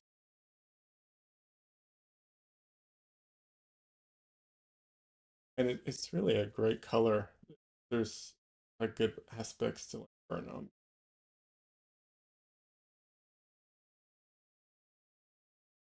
So it was actually a tough decision originally. I'm happy with how things are, but yeah, such a basic color. Yeah, Michael says yes, same thing. I'm assuming you're referring to the tackiness. Yeah, absolutely. I will say tacky paint. I will say this though, when working on like large paintings, um, the paintings I'm working on right now are relatively small. Uh, it definitely can be more problematic because like areas will dry versus the whole thing, and that can cause a lot of problems. Um, I took a class with um, Jennifer Balkin, who, by the way, if you're not familiar, check out Jennifer Balkin, really good painter. Um, and I took a class with her. We did a large painting, which is kind of that was the focus of the class. A large painting over multiple sessions with a live model. It was really good. A lot of fun. And I did a 30 by 40 uh, painting, and yeah, that I could see having multiple. Like if I was working mostly at that size, I would definitely have multiples going simultaneously. Uh, what do you do differently for large paintings? So, there's like a few things happening for large paintings that, um, doesn't she have an atelier in my area? Yes, she does. That's where I took the class. At Atelier Dojo. Um, yes. And yeah, there are other people who teach there as well. Nicholas Uribe has done a workshop there in the past. Um, yeah. So the difference, getting back to the difference between large paintings. So um, so for me, the difference was, you know, I couldn't work on the whole painting all at once because, you know, like when you start getting into it and focusing on an area, it ends up, being like in the beginning, you're kind of working on the whole painting. You're, getting everything. But as you start refining it, just because of the size, you end up not being able to work on as much of the painting all at once. So parts will dry, and parts will be wet. And a painting that's like part of it's wet and part of it's dry is problematic, because you can't.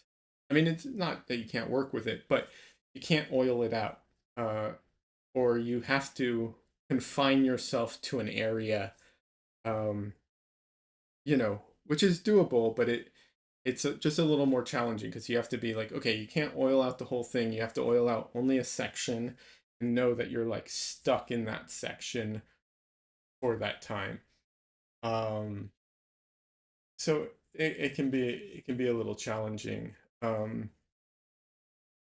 so and it gets boring. I love I loved working on a large painting, but it takes forever, or rather forever. It takes longer, and my ADHD makes me want to like move on to something else. And so I started getting bored, not bored, but frustrated and wanting to just be done with it at a certain point. Um, and so um, I can see why having like multiple paintings running at the same time, especially in large ones, would be helpful. Catherine, that's why I don't really like acrylics. You like to mix the paint, like mix on the painting sometimes. Yeah, but it's dry in no time. Even your blobs on the palette dry before you can have a chance to use them. Oh, Catherine, I totally agree. I That's one of the very frustrating things about acrylics. There's a few other very frustrating things about acrylics. I don't like working with acrylics.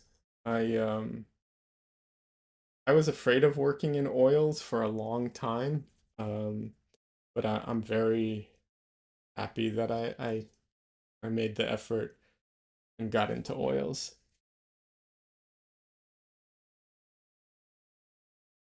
Michael says, thanks for the advice. You've done large watercolor paintings, which is easier. Really? You think large watercolor paintings is easier? You mean easier than small watercolor paintings?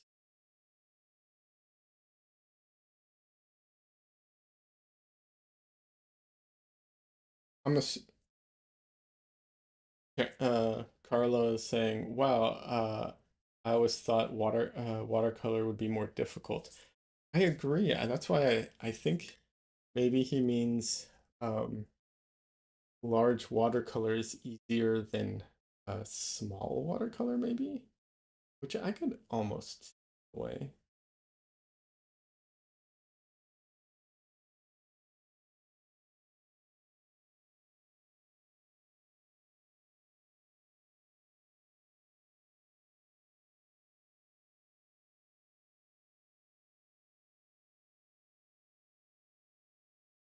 But he says, I get bored on big paintings too.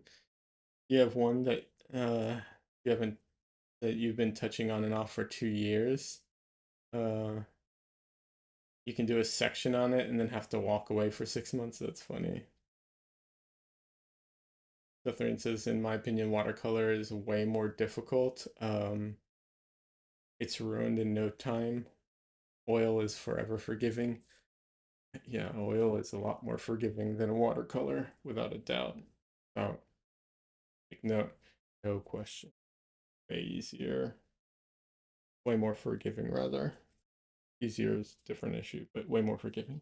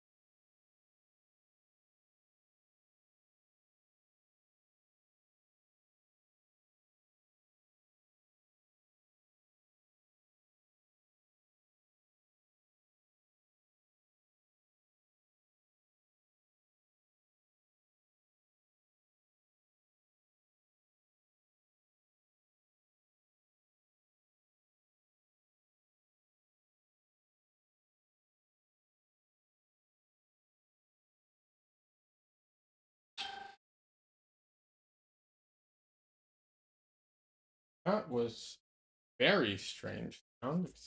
For a second.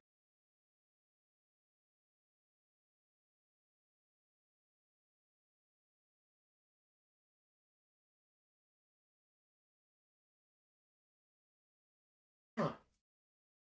That was weird. I don't know if it came through on the audio, but my phone just made the weirdest sounds. What what just happened? All right.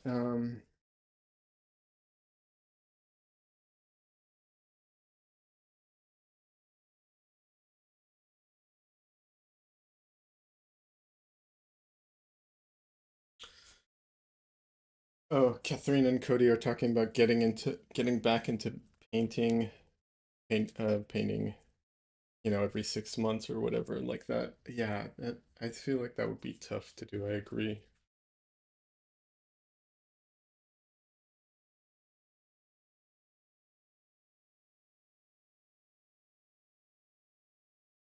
So Michael says that watercolors they dry so quick, so you can put more layers on top. Absolutely.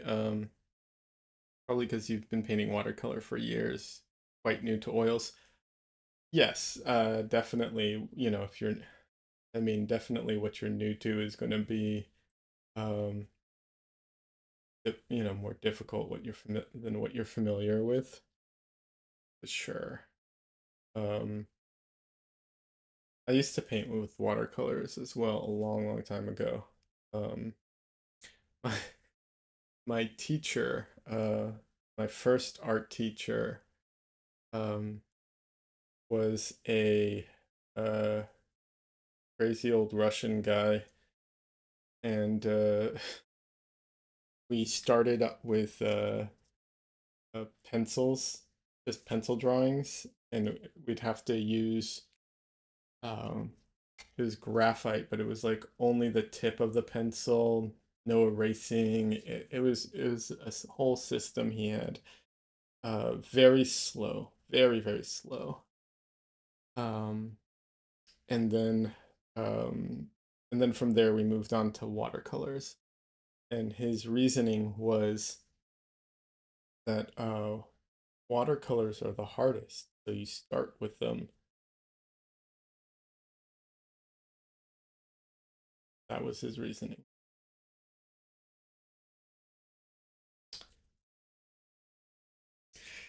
So I started painting with watercolors then a long time ago. But yeah, I tried recently to do a painting in watercolors, and uh it was okay, but it wasn't the same oils for me. It just didn't, I don't know, just didn't hit the same, just didn't feel the same. Uh, yeah, but it was good to try. Good, getting out of my comfort zone again for a while and challenging. Yeah. Your favorite is pen and ink, like Bernie Wrightson, especially Frankenstein. Yeah. Um,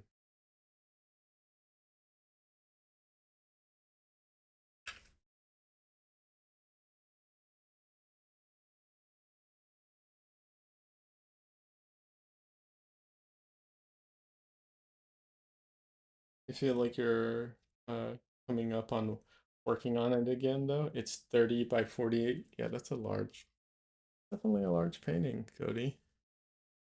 Um,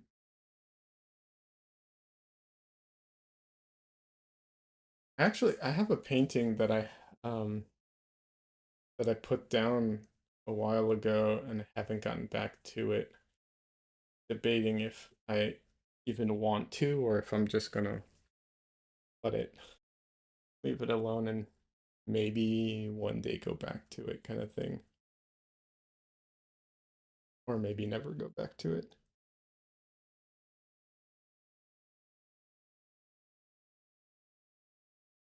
I try not to abandon paintings because I think it's a bad habit that I have, which is to start and not finish a painting.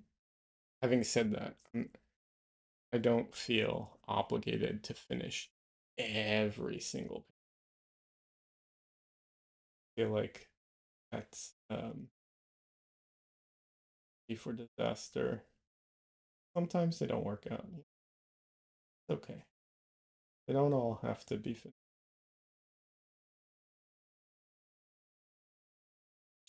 But yeah, I have the bad habit of like not finishing them in general.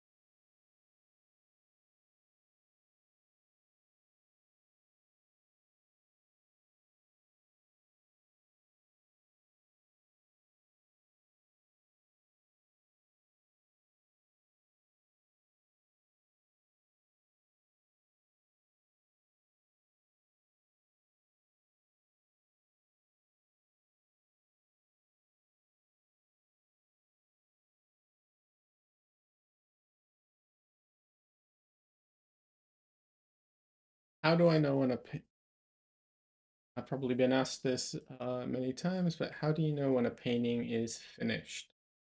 First of all, like I said, I don't mind answering questions repeatedly, but I have not been asked that recently. Uh, so that is a good question. Here's here's how I go about that. I know a painting's done. So it's two things. One, you have to remember, you have to keep in mind what you want the painting to look like, which I know sounds like it should be an obvious thing, but when you're looking at reference, it's very easy for me to um to try and like match the reference, but the goal isn't to match the reference. The goal is to make a painting. So I have to keep in mind my painting influences and what I'm looking to achieve. And with that in mind, when I look at the painting, do I see areas I want to improve? And the important part is, do I know how to improve them? That is how I know a painting's done. So a painting's done when I'm looking at it and I'm like, I don't know how to make this better. Like I'm looking at it and I'm like, even if there even if there are areas that I feel like aren't correct or that need work, if I don't know how to fix it, if I can't be like, okay, I know what needs to be done, then it's done and I will focus on that area in a like in theory and look at references and try and use that as a way of growing, but that's kind of my go-to for painting. It's like if I don't know what to do with it, it's done. Do I find it hard to talk and paint at the same time? Yeah, sometimes. Sometimes it's okay. It kind of depends what I'm talking about and um what I'm working on. Excuse me for just a second. I am still here, but I am going to stretch for a second because my back needs it.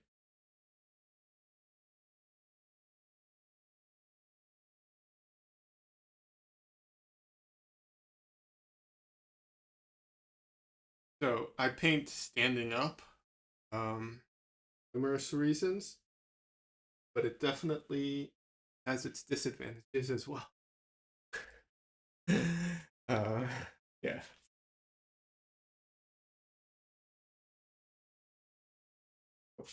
Grab a coffee, water.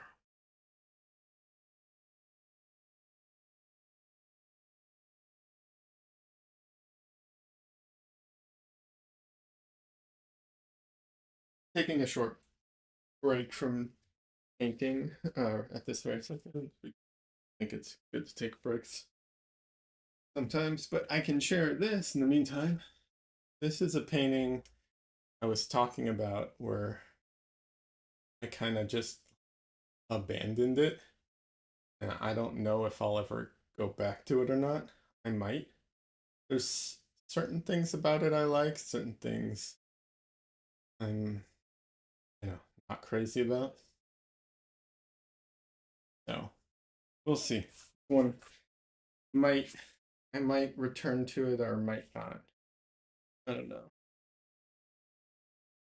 I don't like abandoning paintings, but they don't all need to be.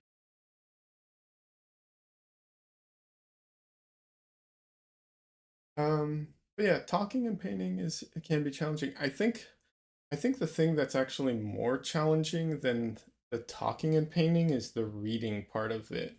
So I have chat. My references. Wait.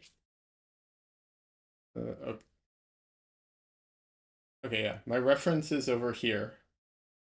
This camera's, looking at me. My reference is over here. My what's it called? My chat's over here. And reading is a different part of my brain than talking. And so I definitely think that the reading part is maybe more taxing than talking part. Could we get a glimpse of the watercolor you made lately? Sure, happy to. Just a second. Carla says, "Oh, wow, I think that's a beautiful painting." Thank you, Carla. I appreciate that. It's really the only painting I've abandoned. No, that's not true. There's like one or more. There's like one or two other ones, but it's been a while. Um, love the atmosphere and the painting you've abandoned. Yeah, it's very um I think that's what's been challenging about it because it's very like atmospheric, but some of the elements I'm struggling to bring out um through the atmosphere. I don't know. It's been challenging. It ha it's not an issue of like it being challenging, but so a lot of times in painting the issue isn't that the ability of the painter necessarily, it's the setup. Um, getting good reference, getting the right images, all that stuff is so important. And the more I work at it, the more I realize just how important all of that is. And a lot of times, the painting is the doomed. Painting is like bound to fail before you even start it because your setup wasn't good. At least in my experience, for me, um, and from artists I know. So the problem with this painting that I've abandoned is that there's a part of it in the setup that I messed up, and so it's making the painting challenging. So I didn't, you know, I made some poor choices. Now sometimes it's just something you deal with. Like I'm doing some paintings for family members, and I knew going into it that I made some poor choices because there's too many people in a small area, and the photos I'm using aren't some of them aren't great. So I knew all this going in. It's fine. I'll deal with it. But some other things sometimes can be a little difficult. So this is a watercolor I uh I painted I did a while ago. It's getting a little distorted because of the camera angle, but yeah, the face looks a little better in person. I can kind of show you here where it looks a little less distorted. Uh, so this is my watercolor, um, but here I can show you what I did a similar same photo reference. I changed the background a little, but same photo reference in oils. And yeah, you can, I mean, granted, the oils was a lot, I spent a lot more time on it, and um, you know, so it's not a completely fair one-to-one comparison, but the oils also were easier for me to spend the time on it. So yeah, I think it looks a lot better.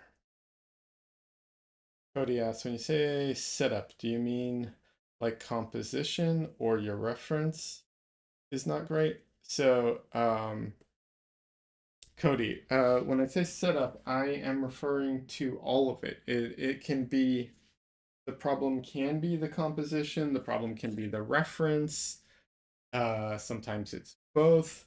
Sometimes it is, um, for instance, wanting to do a portrait uh, and having the head be very small. So you end up, you know, um, having to really go in there. Because if the likeness is very important, the head should be, you know, I don't want to say large, but it shouldn't be tiny. Um, there the but it's not just it's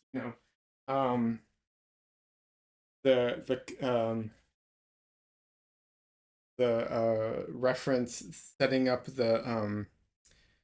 because you modify, so I modify my references a lot, so how you modify it, the edits you do, the colors, some colors, some things look a lot better in photos than they do painted.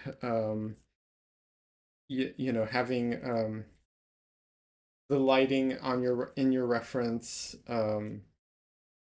once again, that falls into good reference, but like, you know good photo lighting and good painting lighting are not the same thing. um so generally, so it's all of those, it's like all of those things. um the Yeah, it's like all of those details, um all of those aspects of it, and more that I'm not thinking of, because that's the fun part. You run into you run into all kinds of things when and then you remember, oh yeah, I have to pay attention to this. I mean, even what your surface, for instance, you know you if you have a very smooth surface, it lends itself towards brushy work. If you have a smooth, unabsorbing surface, unabsorbent surface, it lends itself to brushy work. That's great, but if you're trying to do something that's like very smooth with a smooth transition and gradient, and it's crucial to the look, well, you've just made your life challenging. Um, you know, and it's all those factors. Linen is linen canvases can be great, but if you're painting on something this big, suddenly the weave that was very fine at this size becomes really, really coarse. Um, so there's all these factors that can set you up for a rough time kind of thing.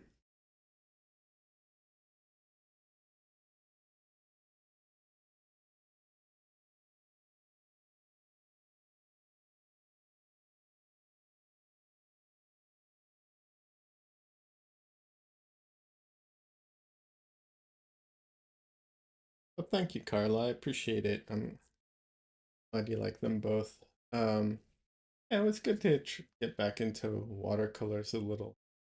But it just didn't. You know what really felt weird to me about watercolors was the mixing.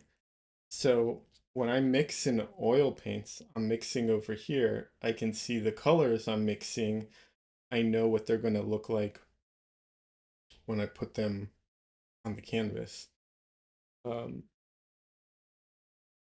in watercolors, I had to constantly test what I was mixing because you can't really see what it looks like until you put it down on paper, and that killed me. I think that was like one of the hardest aspects of it.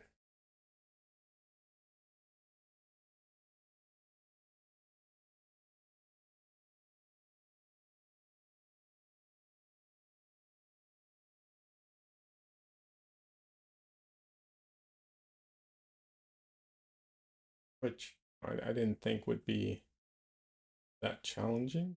Turned out to be one aspect that made it very challenging for me.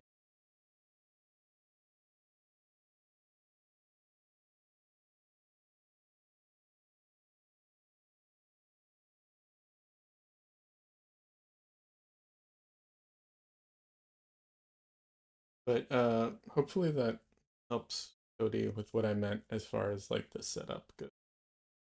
Um, that that has been uh, one thing I've worked a lot on is improving that area of things and recognizing it. And it's just, it's been something that, I can memorize a lot of it, but a lot of it does come from experience. I've done a bunch of paintings that were very challenging, and um, there's definitely some areas of the painting that I'm unhappy with. And a lot of times the reason ends up being because I picked poor reference, or I made, bad decisions before I ever picked up a or ever picked up a paintbrush. It was like I'd made bad decisions.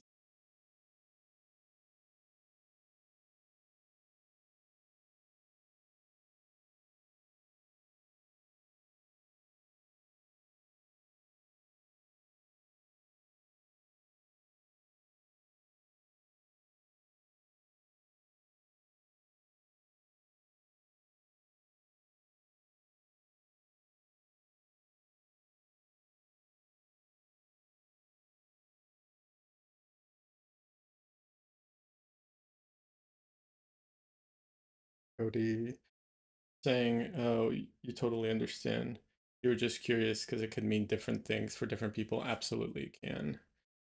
And as you said, it can be different from one painting to the next. Absolutely. And that's what's so challenging about that aspect of it. And that's one of those things that I don't think is going to be like, I don't, you know, as time goes on, I'm sure I'm going to get better at that, as time goes on. But I don't think it's something that like never have come up again, because painting um is so variable. Um I think it's one of those things that will just keep coming up over time. You keep adding little, like, you know, uh keep adding tidbits to it, kind of thing. Um like you're like, okay, well, this time I learned this. Just gotta kind of remember that. And I definitely think that um for me personally, I will I know that there are things that I will forget and mess up on anyways, kind of thing. It'll be like one of those things where it's like, I should have known better, but I wasn't paying attention. It got away from me. So, sure that will happen as well.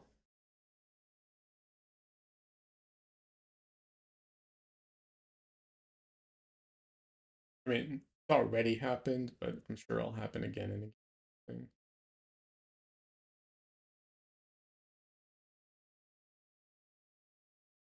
Yes, you're constantly giving your students advice, and then on their next paintings, you have to give them the opposite advice because it's just a different problem. Yeah. Yep. Painting is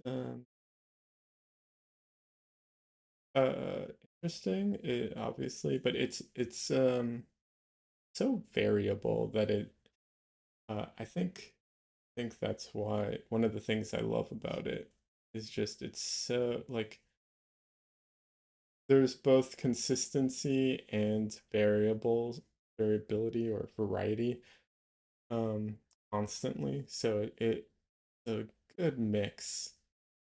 Um but yeah, definitely it can definitely be for students. I could see it being very um challenging and disorienting. Like, just part of it though. I definitely think time, you know, will help students with that. Like, it's not, it's definitely not a one and done thing. That's why what is it? Uh they re- they they refer to it as like brush miles or pencil miles kind of thing, because it's like you just have to do a lot of it, and yeah, definitely keeps things interesting. That's for sure. Yeah, that is for sure. Sorry, my earbuds are giving me a hard time, so I'm connecting one real quick. Um, yeah. Um, yeah, it keeps things interesting. I think it's a perfect activity for um me and for people like me who have like ADHD or who get bored of things, because it's constantly variable. You know, it's constantly changing, and what's it called, um it's always challenging too. So,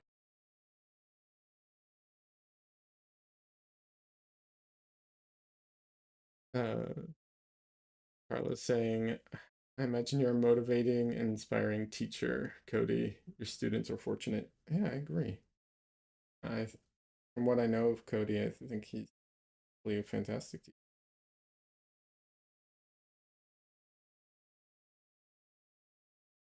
Okay, I guess I have to give up on music today.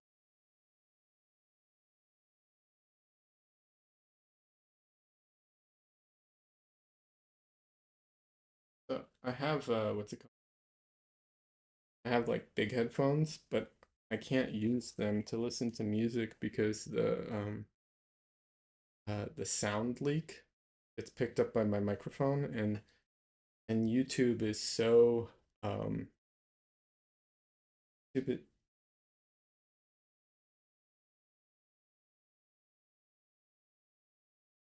so stingy on the, not stingy, what's the, oh, not the right word. So sensitive to the DMCA stuff.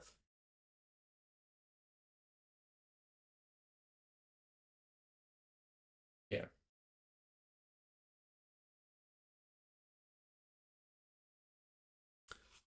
but that kind of sucks. Yeah, any like if it picks up a little bit of the music in the background, DMCA issue.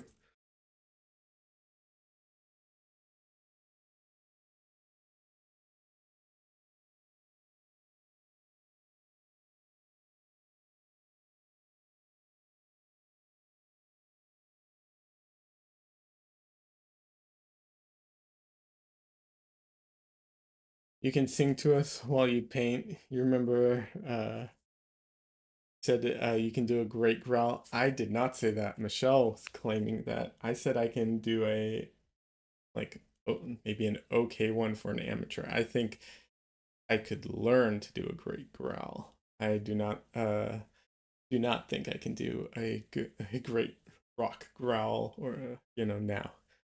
I think maybe I could learn it. But no, I am not going to subject you to my singing. Um, that would be cruel. You have not done anything to me.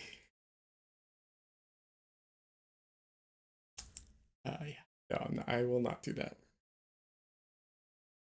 Um, yeah. Now my earbuds have been having, I don't know what was happening today, but something with the Bluetooth connection was giving me a hard time, not working right. I don't know. Whatever. Not a big deal. I will.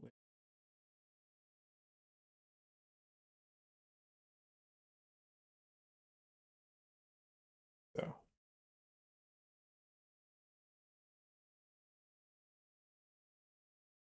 I my mic my microphone is ridiculously sensitive too. Like you guys are hearing me, um and basically if I walk anywhere in the room and talk just a little above average, like above my normal speaking, you'll hear me through the mic. It is way too sensitive, uh fortunately. that's useful for certain things, but yeah, it causes other problems. The what's it called? The challenges of streaming.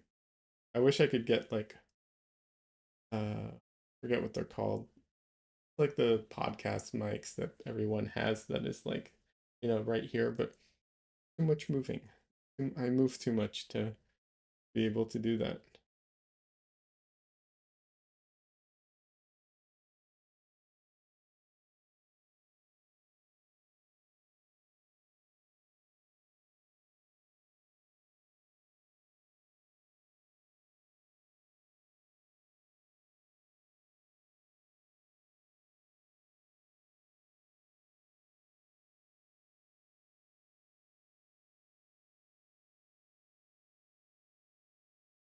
So right now I'm trying to paint is the eyebrow on the other side.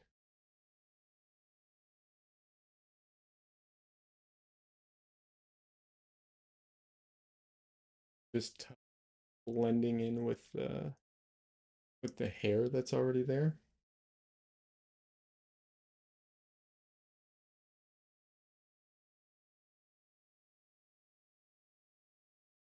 You're wondering if I could mount one of those mics above, so it's out of the way but picks up everything around you.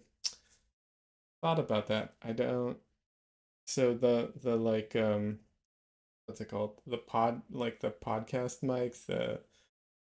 There's a term for them. I forget what they're called. You have to talk like right into them, like right into them.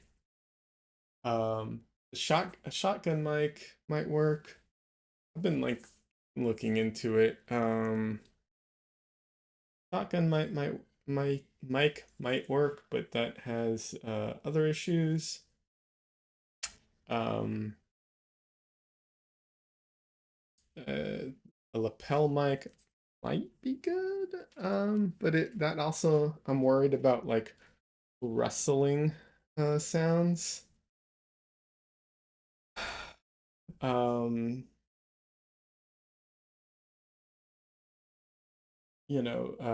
of like fabric and from movement and so on.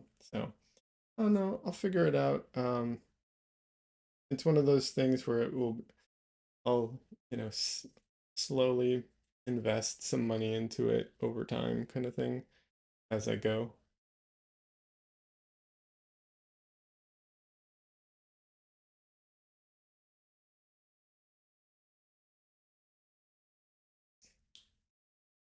Hi, Mom.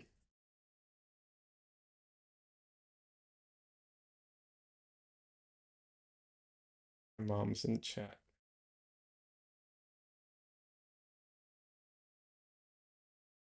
This is what I get for sharing it on Facebook. I'm kidding.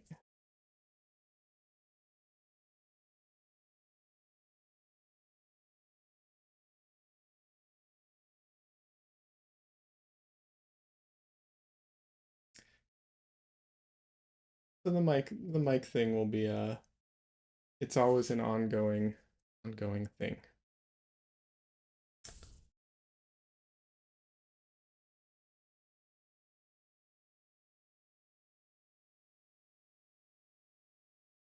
Yeah. The I don't know, the directional mics or shotgun mics, they look could be good, but if I move out of the area then not.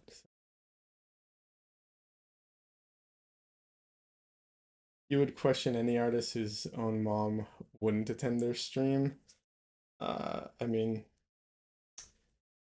people have all kinds of family drama. I'm not going to get into. Not necessarily me, but I'm just saying, like, I know people who have uh, who have drama. No, my mom's very supportive.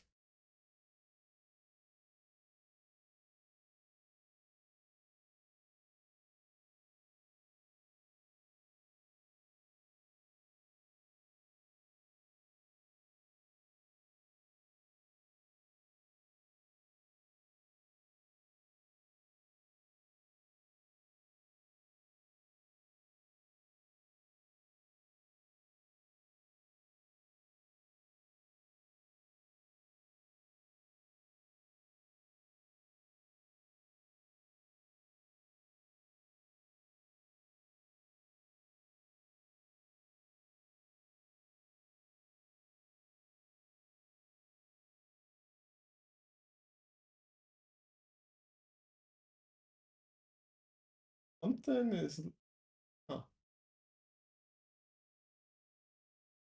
something's wrong. I think with the eye and the eyebrow, looking a little,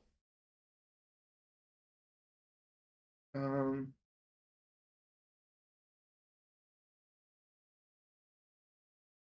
how do I see value in colors? That's that is a tough one, Carla. Um, so I'll say that I've done a lot of exercises to help with that. I think it's definitely challenging. You can use like you can use a phone to you know, or Photoshop or something like that to desaturate to help you see your values. That can be helpful, but you can't paint like that full, you know, all the time. But it can be helpful for like momentary you know, value checks. Uh can use there are some other things you can use. They have those like oh, what are they called? Um those like gels that this like plastics that let you see in one color and so you can only see value. That can be helpful. But honestly just mo mostly it's just looking at it, you know, practicing squinting is a big one. I think squinting is very helpful. Um, Backing up a lot, yeah, stuff like that. Um, Cody's saying squinting and also looking through a red film. Yes, that was what I was talking about, the red film. Um, yeah, all those are good. I also just I did I did do like practices where I would try and you know match the called um I'd try and match the colors and then I would look at it in black and white to see how well I did with the values and just I practiced that. That was helpful to like train my eye. So yeah, all of those um and definitely think that some of it like will come with work, you know, for people who are is for the people who are new at it. But yeah, I tried to match my colors to a value scale, you know, and see how close I got, and kept doing that repeatedly.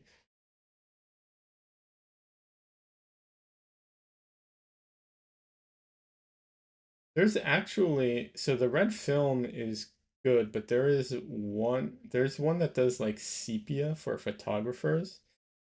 I've never used it, but it supposedly is better than the red film. Um, in case for whatever reason the red film stuff like really doesn't agree with you. Um, yeah. Um, okay. So in case anyone is wondering what I'm doing at the moment, I took a photo, put it into Photoshop, and to check, because I could tell something was off, and it was messing with my perception of things.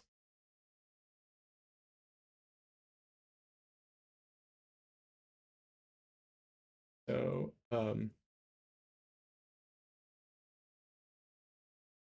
and the problem was I had already checked some of this stuff, so I'd like you'd seen some red marks in the beginning. And so having those marks there was messing with me even more. Um, yeah.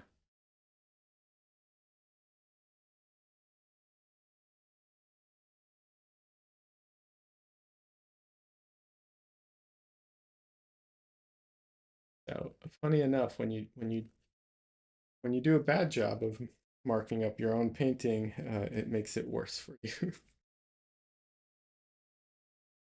Or at least I can say that for myself.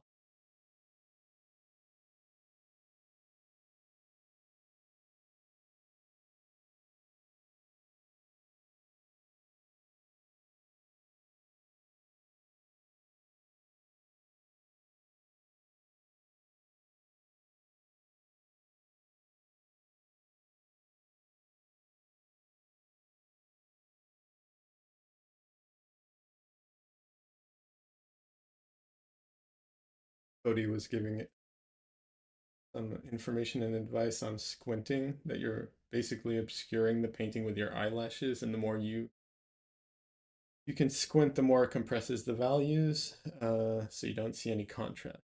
Yes.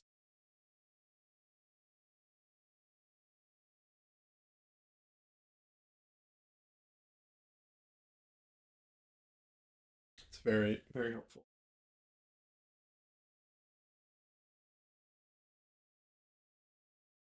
Right. So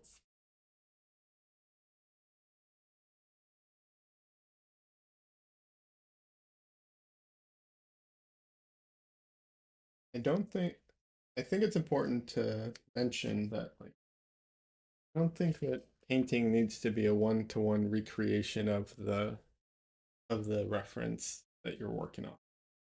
Having said that, I do think there are some areas that are more important than others to get right. So, and the other thing I will say is I find it surprising how much, like, getting one area wrong will influence and make you get other areas well. Like, I notice if I get like if I get the nose wrong, then I'll get the eyes wrong, or I'll make the eyes look wrong to me, even if they're right, stuff like that. Okay, maybe a silly question, but do you continue to squint while you paint? I don't, but maybe other people do. I'll do this. I'll like step back, squint, and I'll squint at my reference. But then when I go to paint, I stop squinting.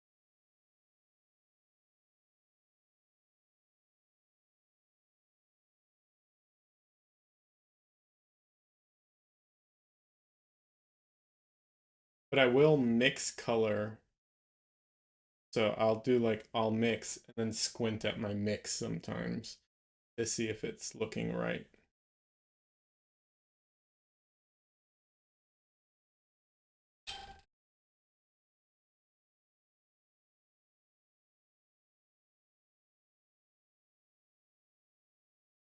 Is, is this a synthetic brush I'm using? Yes, I do not use a natural hair brushes. Synthetic.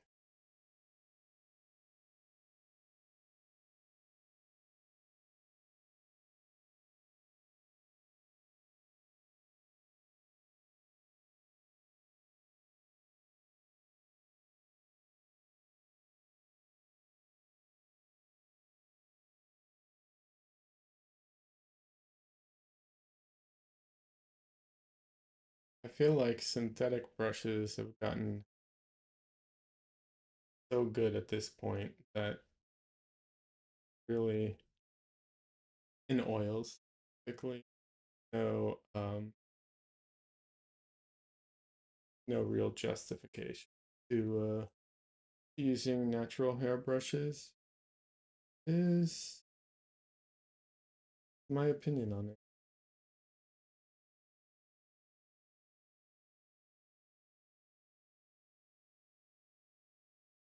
Any particular brand I prefer? No, I can't say that there is right now a brand that I prefer. I've heard nothing but good things about rosemary brushes. They're expensive, but I've heard really good things about them. And I've heard really good things about um, Raquel brushes, but once again, they're expensive. I end up using a lot of Princeton brushes because I buy I buy a lot of my brushes from Jerry's Artorama, and so that's why. So there's a local Jerry's Artorama here, and also I won a portrait competition with them, so I self-portrait competition, so I have a gift card that I'm slowly making my way through. Uh, so yeah, that's and before that I was buying so many variety of brushes to kind of figure out what I did or didn't like. So I didn't invest in like expensive brushes. Also, I'm not the best at maintaining my brushes, so I'm kind of don't know if I want to spend a ton of money on expensive brushes because yeah, not always the best about painting them.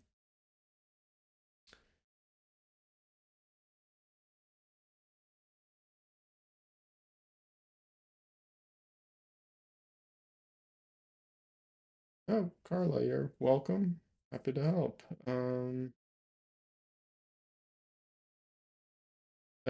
Cody's saying he also has a mid-tone gray piece of plastic with a hole punched in it. Oh yeah, that is very helpful.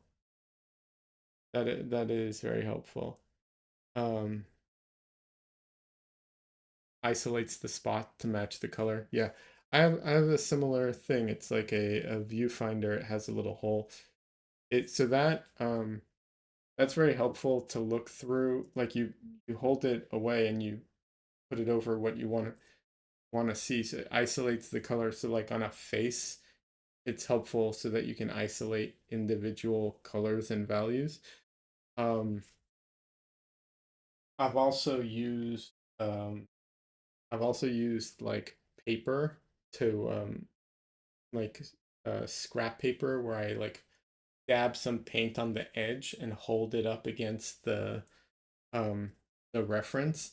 Only thing is with that, you can't do it on a screen because screens project light.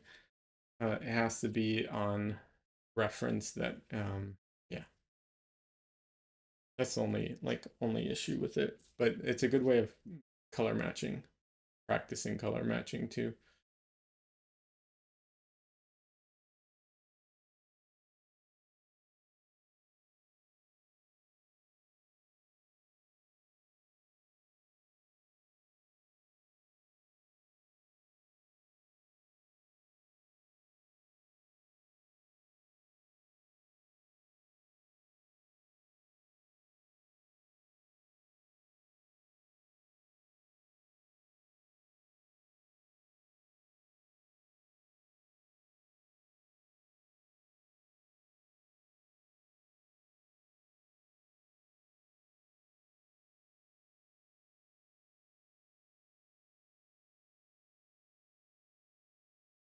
Actually, I think you've seen me do some of my color matching a little here.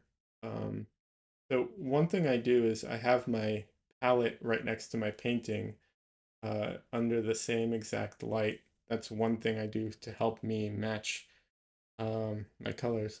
And you saw me, or maybe you weren't here at the time, so you didn't. But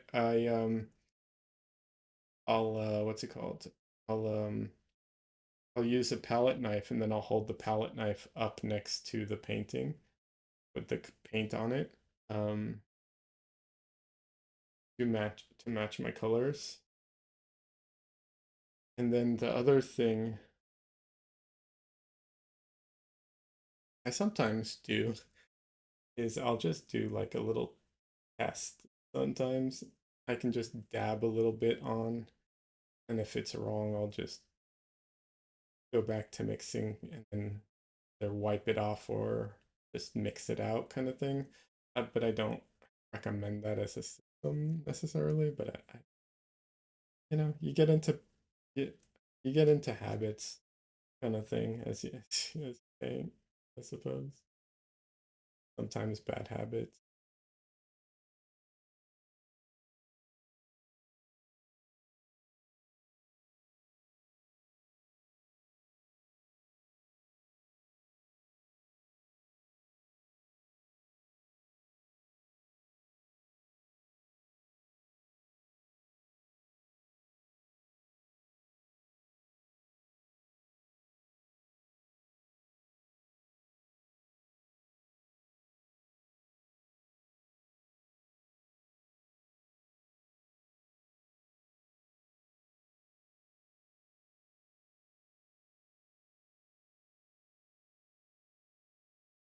It does not take much to change the face.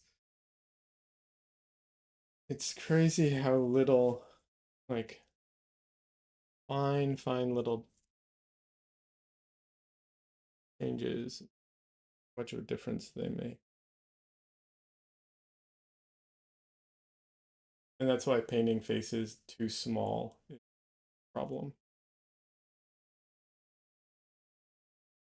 That's why it's one of those things that you have to be careful with.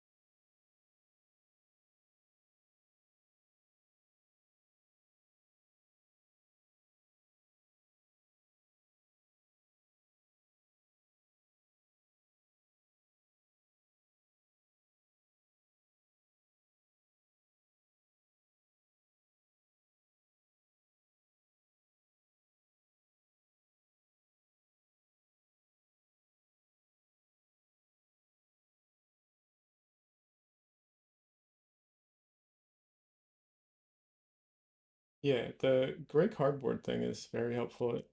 They also have this, I'll mention it for anybody who likes to go plein air painting. They have this, uh, actually, it's useful for model painting as well. They have a little gray um, uh, plastic thing that has the hole punch, but it also has a like a sliding door, and it's got marks for proportions. So, if you want a 5 by 7, 8 by 10, 10 by whatever, has a few proportions pre, uh, marked on it, so you know, you can put it up and see what your composition will look like. So I think that's a cool little gadget. Not that you have to spend money on things; it's doable without it, but sometimes the convenience is worth it.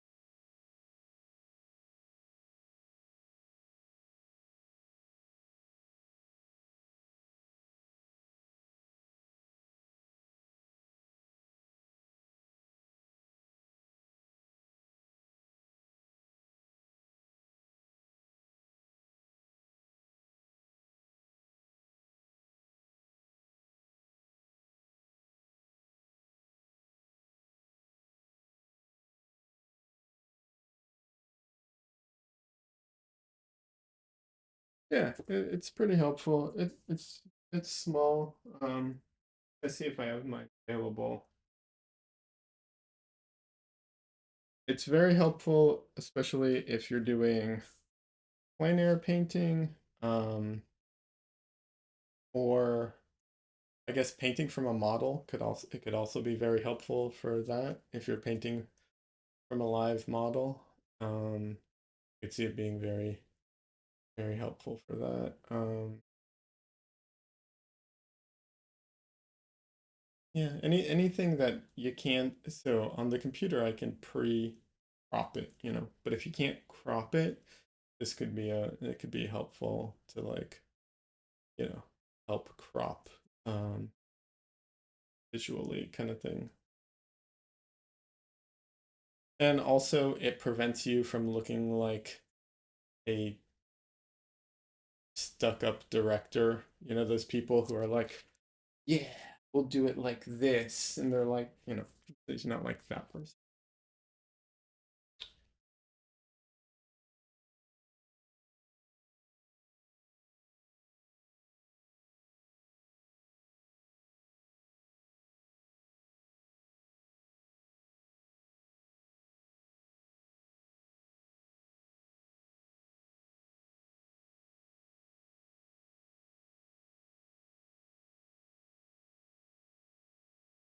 You've never seen it over here. Okay. Stuck up director, yeah. Yeah, you don't look like one of those stuck up directors kind of thing.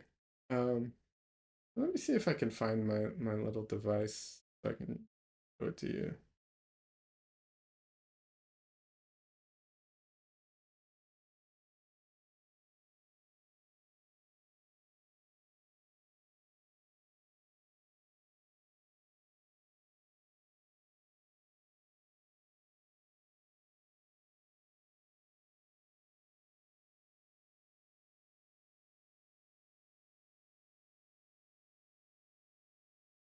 I'm gonna try to make sure I. So what I'm doing right now is I have uh, I have the painting on my paint the photo of my painting on my screen, and I have image the version of the image overlaid on it, so I can see the areas that I need to that are like not in the right place. However, the issue with that is that I cannot match colors. I can't see the reference properly. So it's really only useful for placement of things. So I have to go in and I can only like do things that I know the placement or like that's the only factor. Um, so I don't keep this view up most of the time. It also becomes less and less useful I as I paint. It's no longer accurate, but it is a very useful way of getting placement of things. And yeah, just that you're getting everything in the right place. Is it a? It's a 24-inch screen, so it's not huge.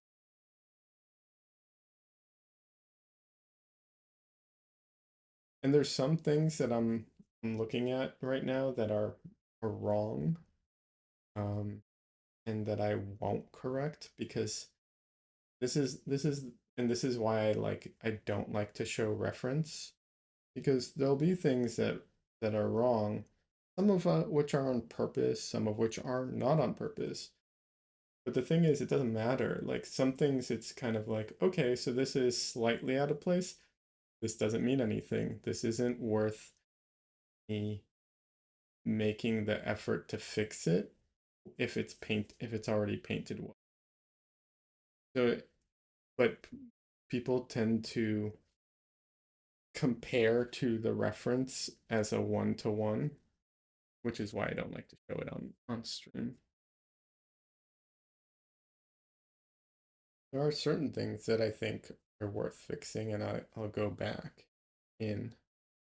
Don't mind. Not afraid of the extra work. It's just some things just.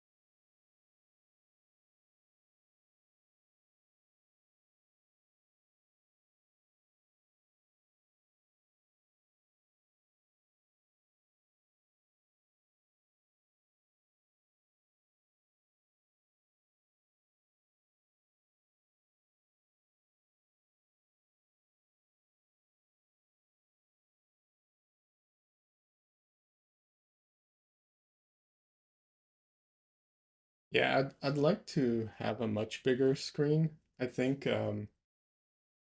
one thing is so working site size is very convenient. I guess would be the right way of putting it. Uh, yeah, working site size is a very convenient way of working. And this can't always do that if the painting is too large or just too tall because screens are wider usually. So even on small ones, I struggle, but it is uh, not too bad.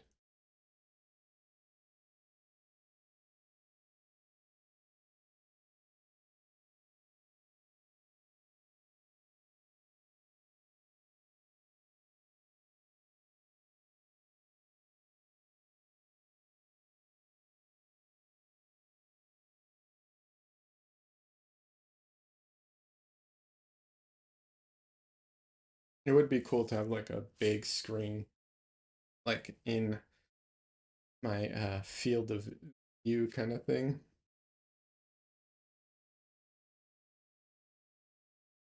That would be pretty nice.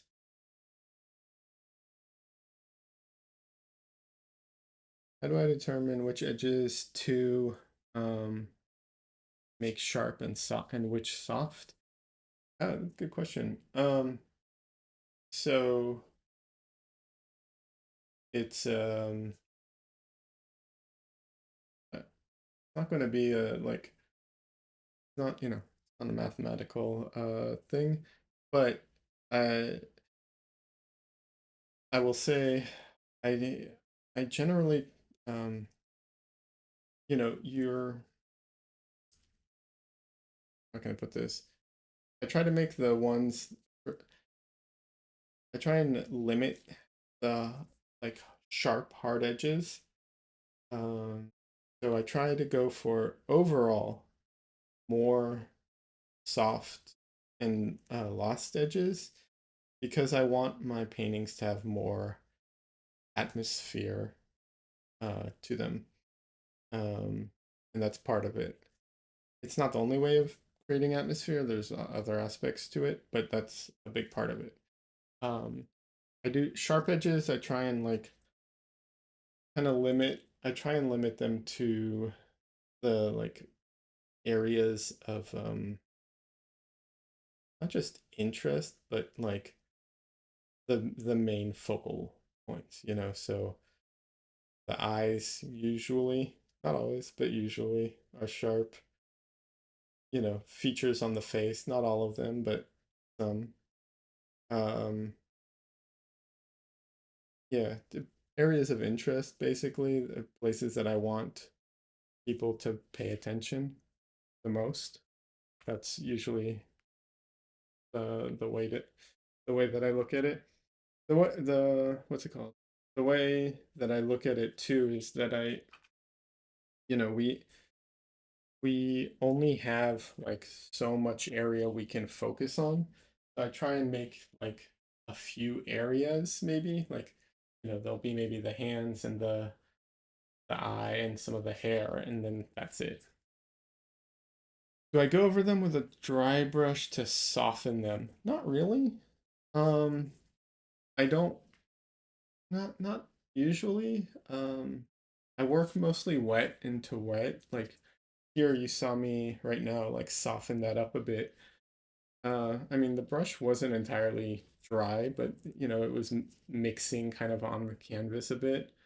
Um, I never like I've seen artists who like paint and then they take like a big brush and they like a big soft brush and like go over it kind of like that to soften everything. I don't do that. I don't even have a brush like that to do that. Um, yeah, I do, however, now that I think about it, one thing I do is in the beginning when I'm laying in my painting, when I'm like blocking it in, I block it in and then I block it in and then I use a brayer roller to like smudge everything around. But that's mostly in the very beginning. I don't do that much. I'll do it towards the end too sometimes, but But in the beginning, it's like really just smearing everything. But then I go in and I start like um, pulling it together again. Yeah, I do that.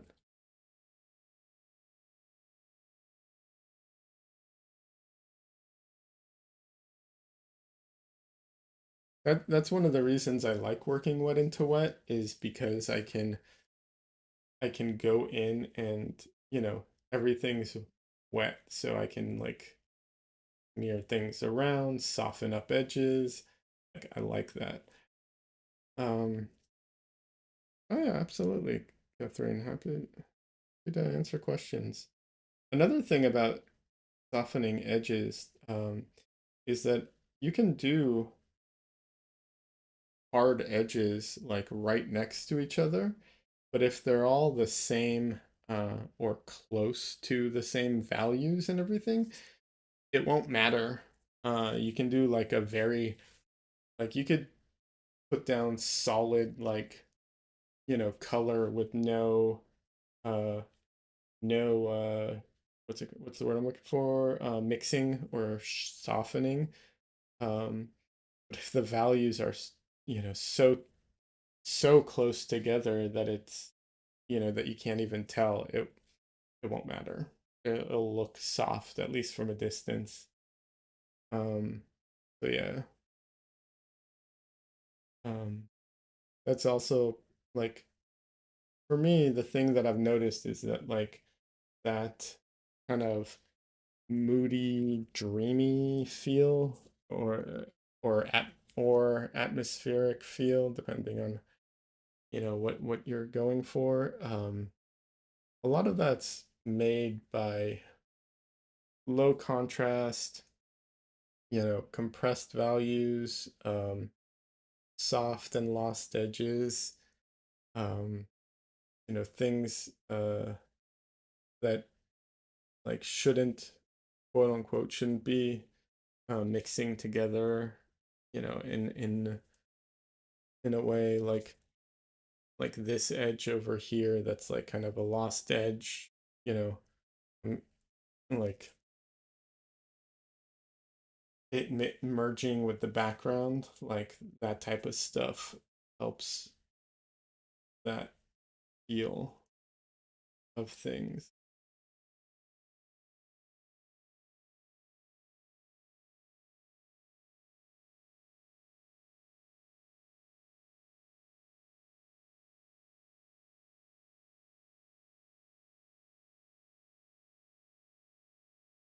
Oh.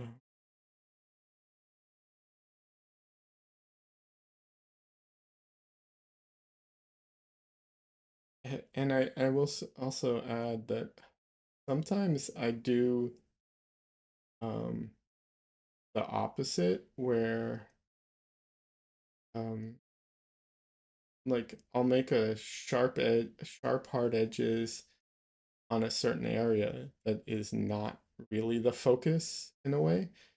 And so it's the first thing that kind of grabs your attention. And then the second or third thing will actually be what I want the main focus of the painting to be, which sounds kind of counterintuitive in a way, but in my opinion, for me at least, it works with the overall painting. Um, and to give, if you want an example of this, I can give is I have a I have a painting here I can show. Oh, before I do that though, I want to mark something for myself.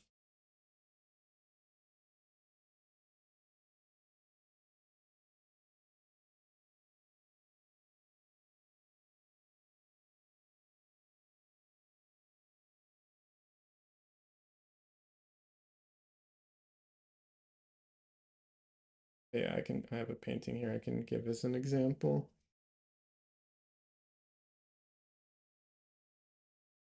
I want to make sure I got the placement of the hand right.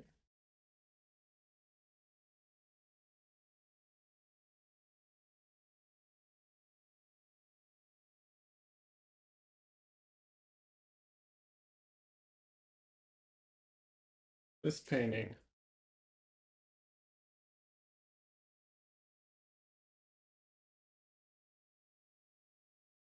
So in this painting, the face is kind of hard to see, but it's like very, very subtle. It's not really like there's not a lot of detail. It's very small, so there's not a ton of detail in it.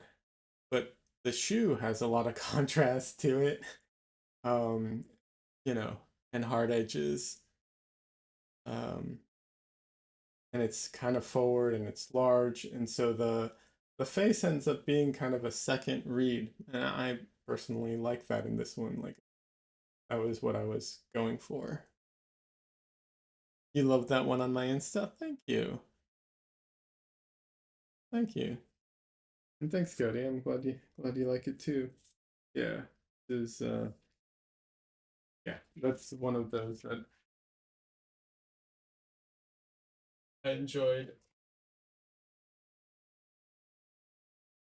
doing. Yeah. You allow the viewer to fill in the areas. Yeah, absolutely. I do my influence for that is music. Um where like I like the songs where people can kind of fill in their own, like latch onto parts of a song and it's not super clear what the intention of the singer or the band is. Kind of what that influence, that idea in painting form.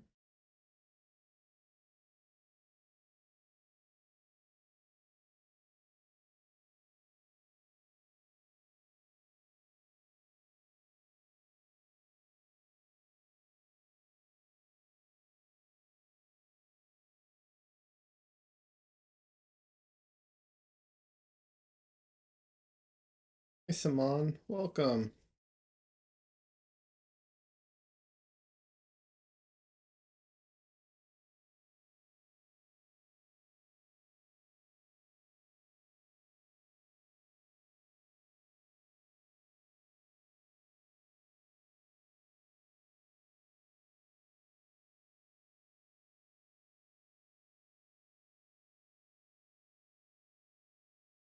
Carlo, you love the music idea?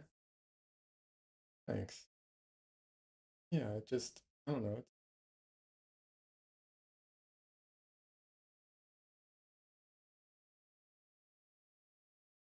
I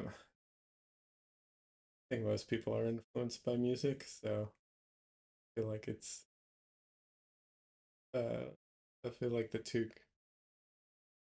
definitely similar or related in ways.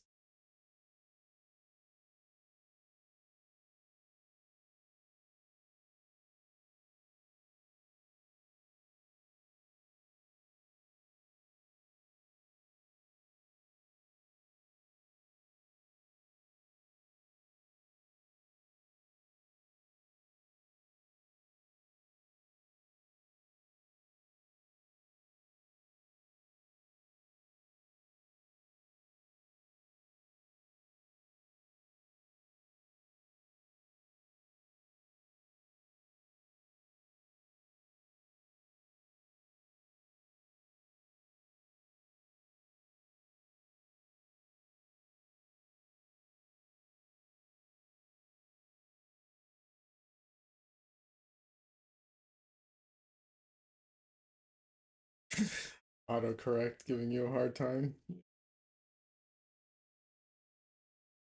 I don't know if you're one of those people. I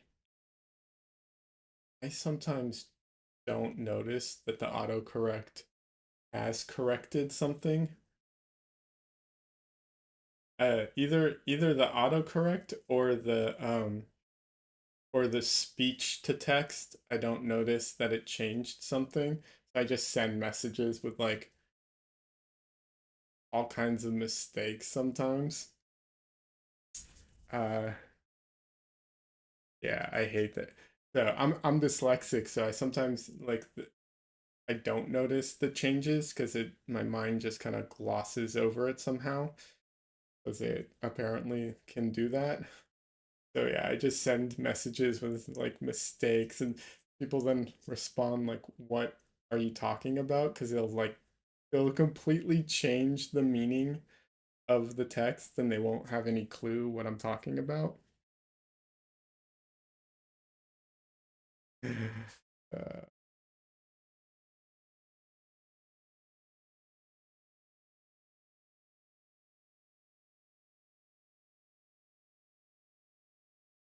okay, I got some white mixed in there that I didn't mean to. Uh,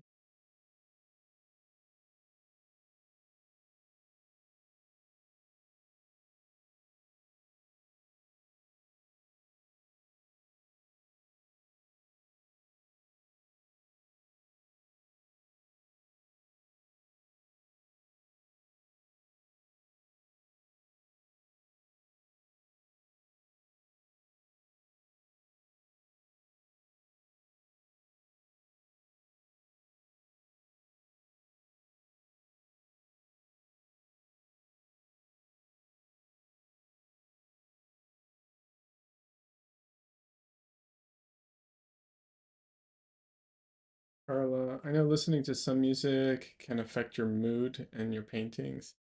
You like that some music can transport you, uh, similar to painting and drawing? Yeah, and sculpture. Yeah, absolutely.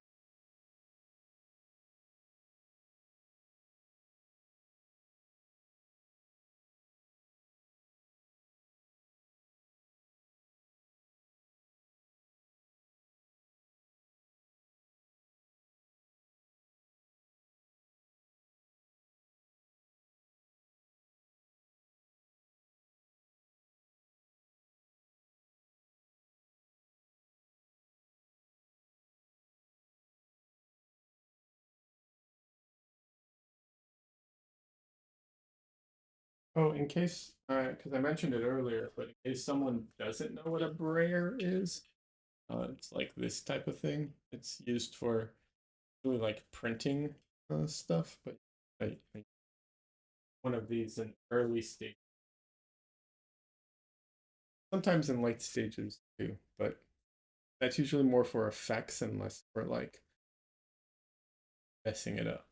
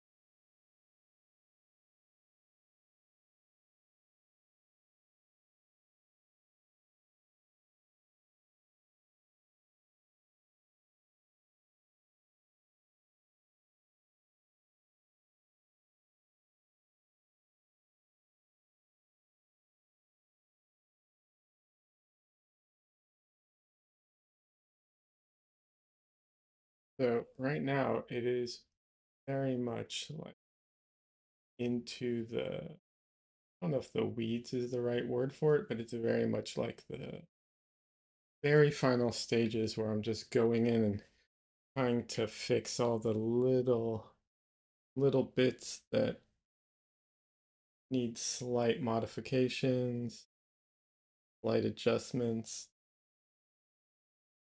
Um, Obviously, some of the face needs a little more work, but it's uh, this part is like I'm not surprised at how long it takes, but it is one of those things where it's like it takes, fortunately, a lot more time for how much is actually getting done uh, in the painting.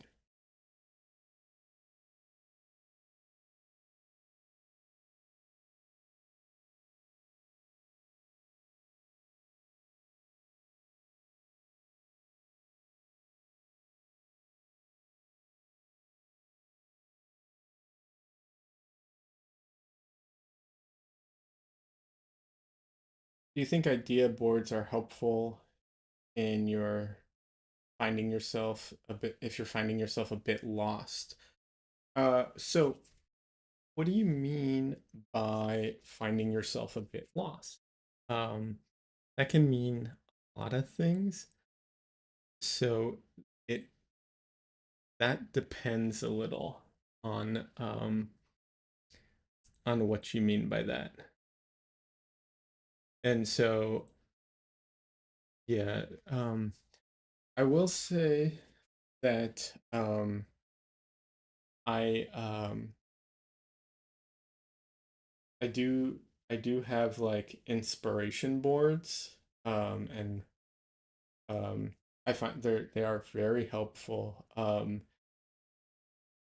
very helpful for like, you know, and they're very helpful in many ways. It helps when looking for reference because then it's, to keep in mind like what aspects I'm looking for. Like, okay, I want reference, but I want to make a painting like this. And if I want to make a painting like this, I need reference that has these, such and such qualities, whatever they happen to be. So having that reference board of paintings is very helpful. So yeah, it can be very, very helpful in lots of ways. There are and there are other ways I'm sure it's not helpful in um, finding yourself, because it kind of depend. Like I said, it kind of depends what you're referring to. Because I think I think trial and error can be very helpful to finding yourself. Finding out how and what you like to paint will be, I think, is definitely part of um, part of that is just experience, because you might love a style, but it's it's very different when you painting it than loving it. Maybe you're finding at times you don't have a particular style. You create something you really like, but you really don't know how you did it. I'm not sure if that makes sense. You're wanting to experiment and find your own voice. Okay, yeah. Yeah. Let me address that 1 second. I want to see what Simon said. I'm glad YouTube now lets you zoom in when you're watching on full screen mode on mobile. Yes, that is a great feature. Absolutely. Um, yeah, Carla, absolutely. I definitely think that it can help. Chelsea Lang has I think she did a YouTube video about this, about making like an inspiration board. Um, or maybe it was a webinar. I can't remember now.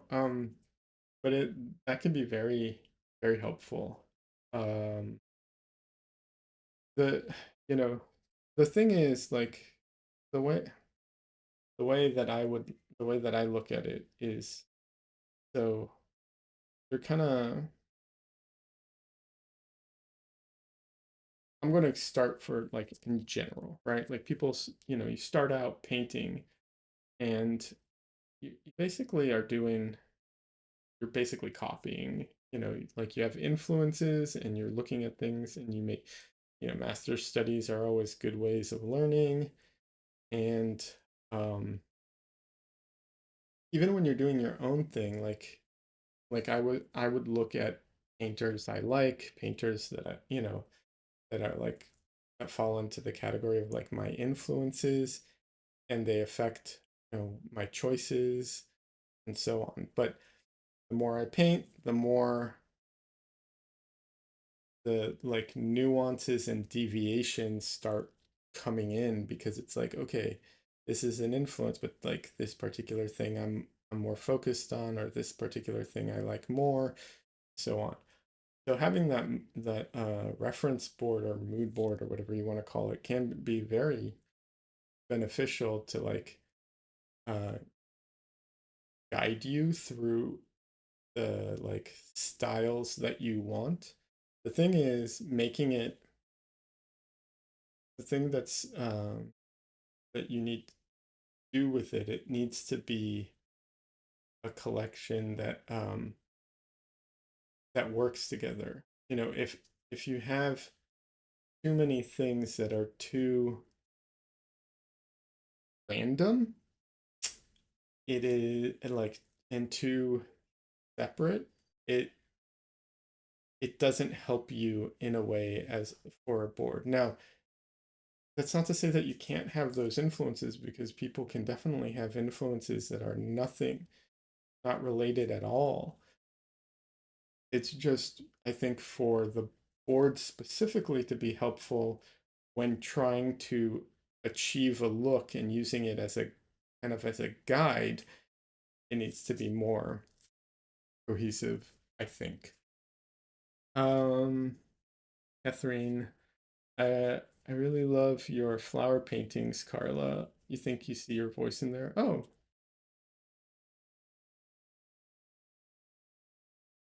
maybe Catherine saying, Carla saying, maybe I just feel a bit lost in general. Maybe. Um, Simon says my palette looks like a cool, colorful fantasy map. Funny. Um,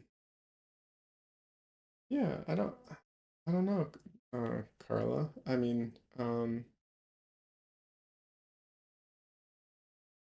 I apologize. My brain is not pulling up. Like I'm trying to think of your paintings right now, and I'm not. I sometimes have a hard time connecting names to things, especially having YouTube and other um, social media stuff, and trying to like cross-reference everything. My brain right now is not doing a good job of that.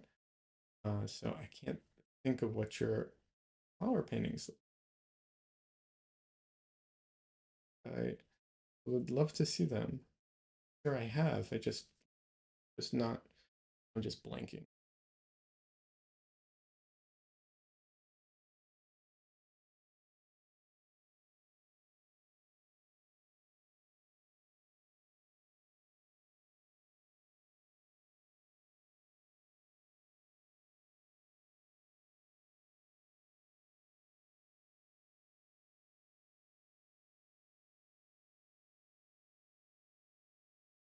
That's okay. You haven't been on this for a while.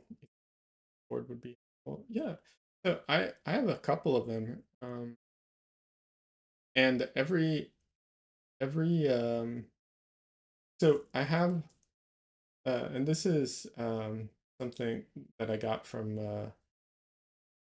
Chelsea Lang. Like I said, I think she has a YouTube video about it, but I'm not 100% on that. But she definitely did a webinar talking about it. But I have like I have just like a Pinterest board of like all the artists I love in general. But then I have um a board of like the type of art I want to make is really what it is. That's what the that board is. And then every every year or so, I do a new one of that, because as I grow, as I change, my influences slightly change, and the types of paintings I do subtly change. And so I update it about once a year, maybe maybe a little longer. Depends.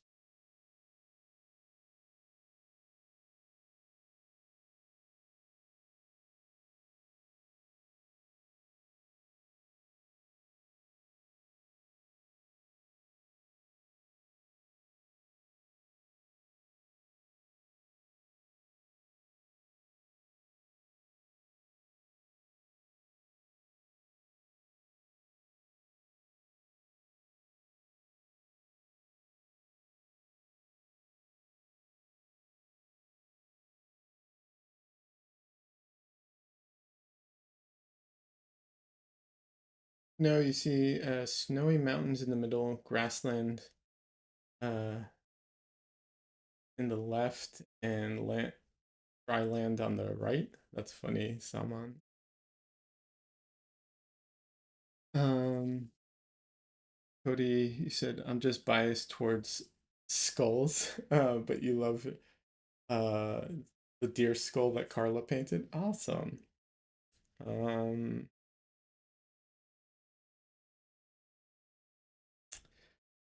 Saman says, Carla, I too tried to find your voice. So far, it's just not. So far, I just try not to learn too much into the art. Actually helps you think of what you want to do. Wait, what I want instead of what I like. Oh, I see what you're saying. Yeah, like I get it. Yeah, it's one of the things uh is definitely the difference between I learned this is the difference between like what I like to look at and what I enjoy painting. And those two, those are definitely not the same thing. Like there are definitely there are definitely paintings I love looking at, but would never want to paint. And I think that is one of those things that is very helpful to, you know, kind of get out of your system. Um, because otherwise you just constantly like, I feel like I'm constantly like fighting with that aspect of things.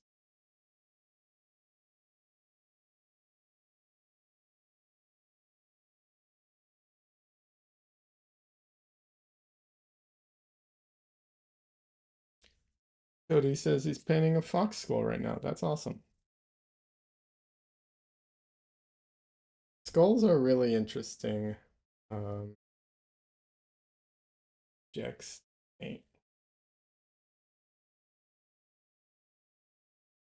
There's so much, um, just so much tied in with skulls. It's very interesting. You've never seen a fox skull? Yeah, I can't say that I have either. I mean, my assumption is that it's very similar to a dog skull. Although, I'll be honest, I don't know that I've seen a dog skull.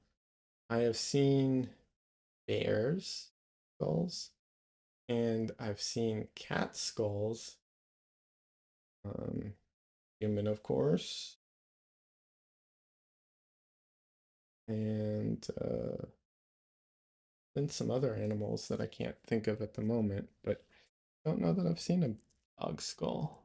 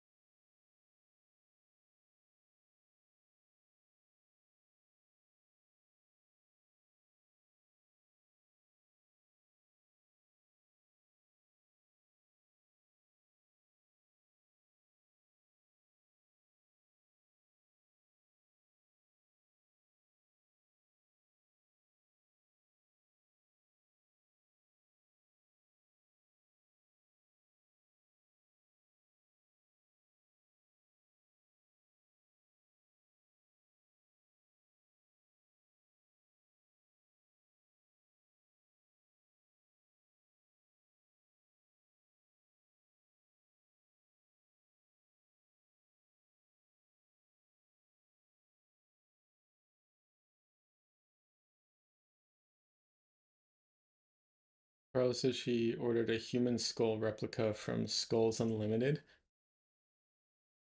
Was that expensive? I've gone to certain places and looked, and they've been pricey. In certain places have been pricey.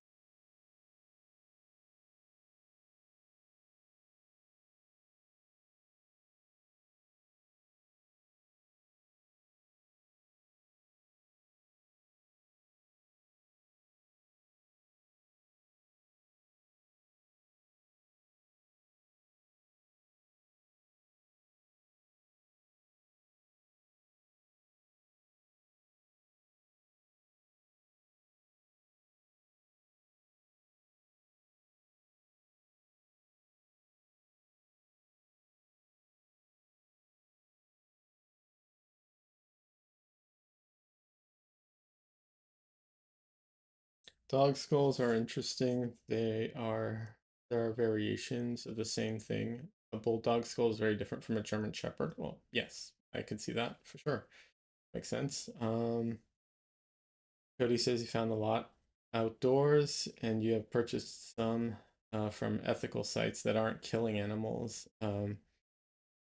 He likes Skulls Unlimited. He got a human skull replica from them too. Okay, cool. Like 150 bucks, Carla says, for a human skull replica. That's cool. That's not too bad.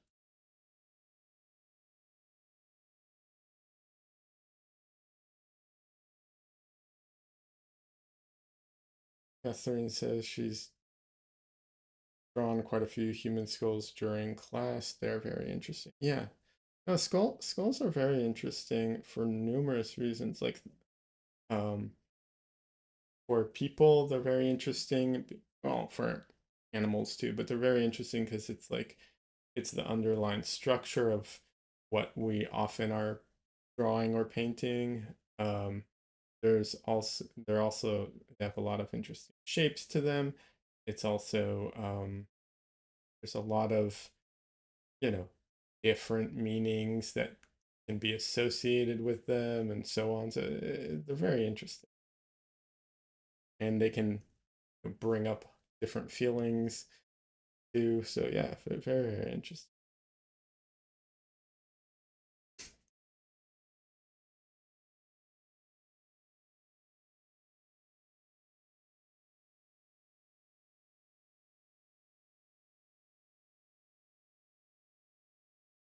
I don't think you can post the link, but you're welcome to post that at of your Instagram. Like, I think the automated like what's it called? Um I can't, the automated system it will not let links go through, but you can do your name on Instagram. Carla, you think forensic reconstruction is so fascinating? Yeah, I agree. It is.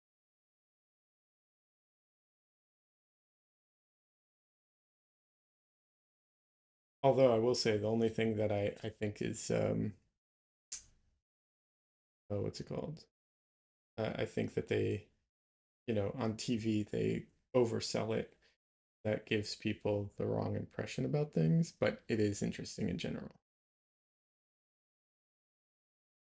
I remember there was one of the Batman movies where he takes a bullet um, and he takes bullet fragments and like puts them all together to like you know get a to match the bullets to a certain gun or something like that. And I'm just like, I really doubt that you can do that given you know how little is left of the thing, but whatever.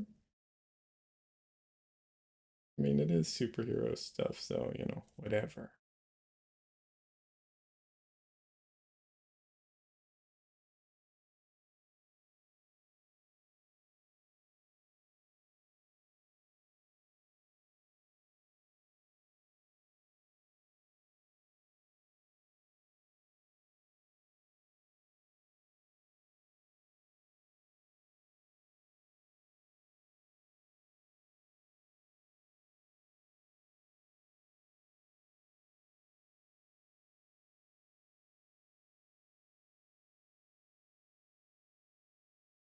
See, so this is why my my name is the same everywhere I go online because it's I have a hard time like keeping track of people with different names on different platforms and stuff.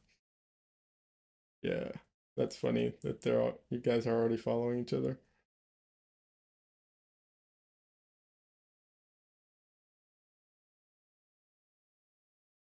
Oh, it was he got fingerprints from a bullet that was destroyed in a wall using holograms. Yeah.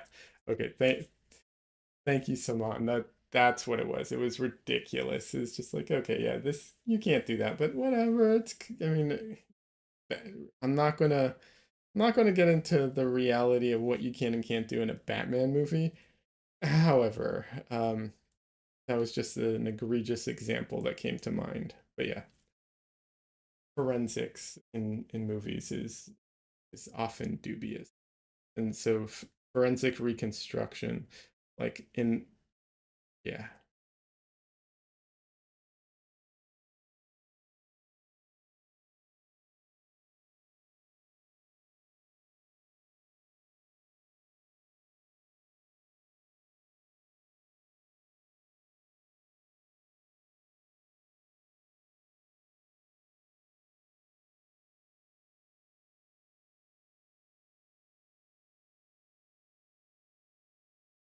You can do anything in a Batman movie. Yes, yes, absolutely. I just used that as an example. I'm I used to watch the show Bones. I'm pretty sure they did some skirting of reality in some of those reconstructions, but whatever. Uh, I did not. It's not exactly what we're talking about, but I can mention it if you. Yes. Michelle's mom, when she passed away, Michelle had her brain donated to science. Would,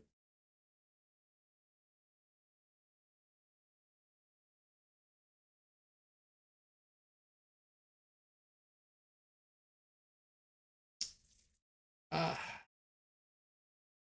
so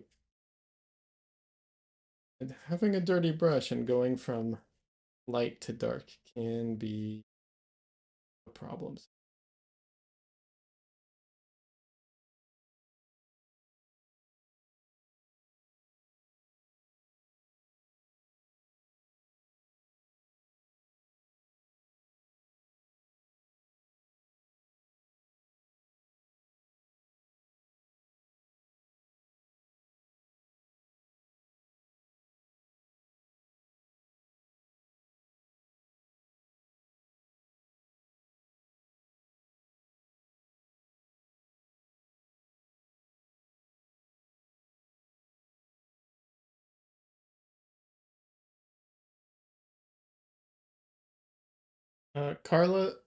Carla says, "Oh gosh, I'm sorry about your mother. That was a beautiful thing, donating to science." She says, "Thank you." She's in the other room now. She's not in the chat. Cody, you want to donate your skeleton to an art school when you go? That way, you can continue to be helpful in art even then. That's that's a cool idea.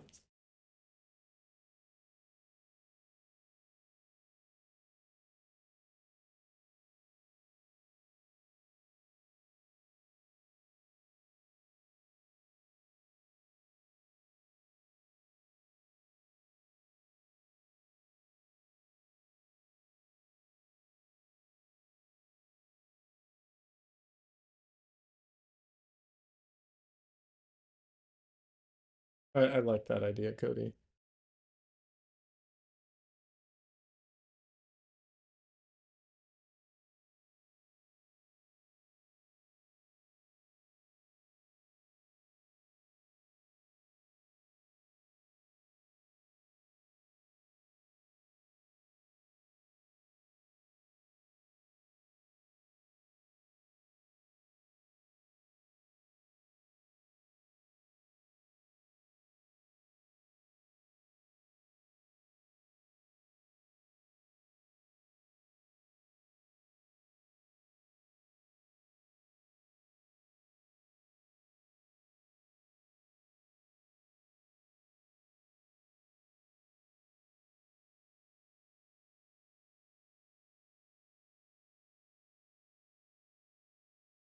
Oh, Simone, yeah, that was a crazy story. The story of someone who donated their mom's body to a hospital, and that they gave it to the military and used it for ballistic testing. Yeah, that was a crazy. I remember. I remember that. Yeah, not a fan of that one.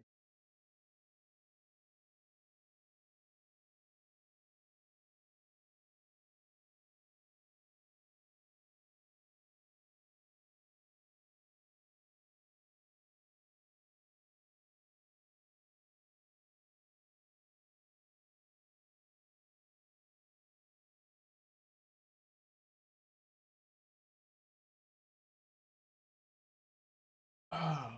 Um, Catherine, sorry to hear about your mother, Michelle. It's so hard to lose her. Yeah, it was a couple of years ago, but yeah, it's definitely difficult.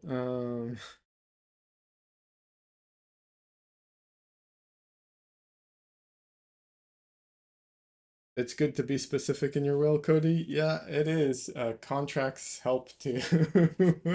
Yeah, that one was just a messed up story. Um, sure.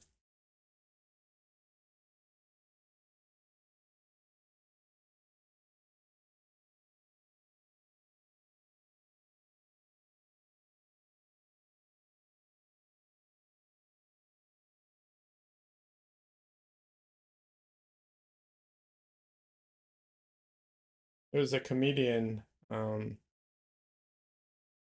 who uh joking, of course, about like putting, you know, uh your like terminally ill parents into movies instead of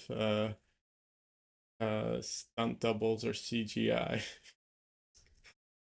Um, you know, funny joke, not really how I'd go with things, but it was funny.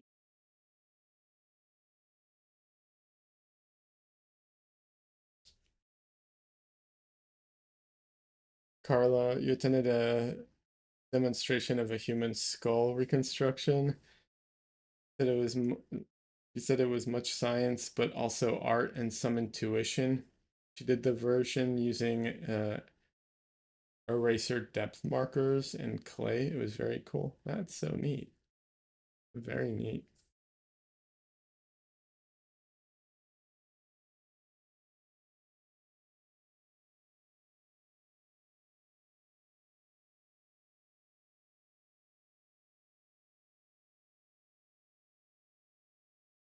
Uh, my mom keeps sending me messages right now. So I can't really go check them right now, but I will take a look at them later if you're still listening.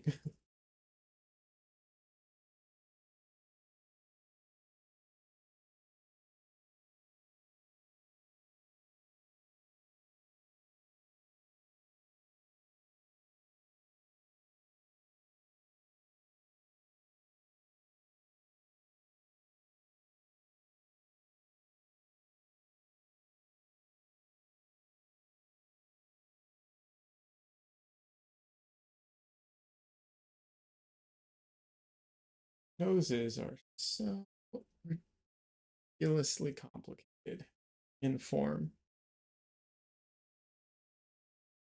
I feel like that's one area where skulls are much easier in the nose. Like I find them be a lot easier. Got to run some errands, Cody. All right, no problem. It was great chatting. Thanks for hanging out. I appreciate the company. Um, and we're coming in on 4 hours, so probably, I'm probably gonna call it quits soon. Um, but yeah, you have to go too, Catherine. Yeah. Um, Thanks so much, everyone, for stopping by. Who did stop by? I appreciate it.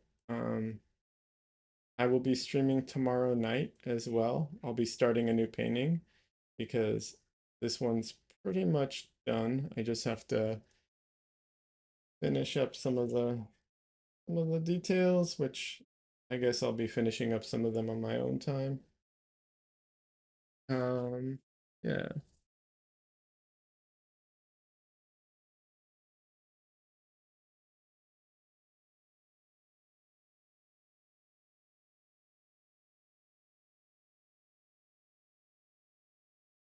Well, thanks, someone. Well, I shall appreciate that. Absolutely.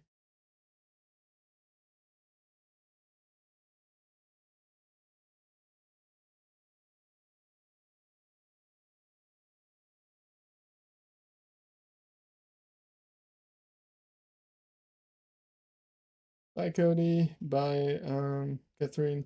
Everyone, everyone who's leaving now. Thanks so much for stopping by. I do appreciate the company. It definitely helps me with the live stream having people come in and chat. So I really appreciate it.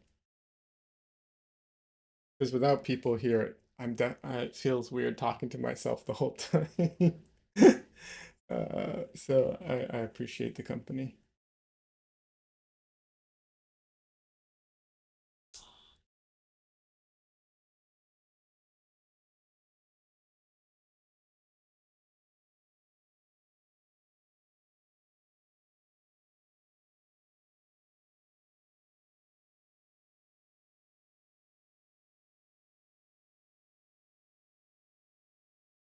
Oh, thanks, Carla.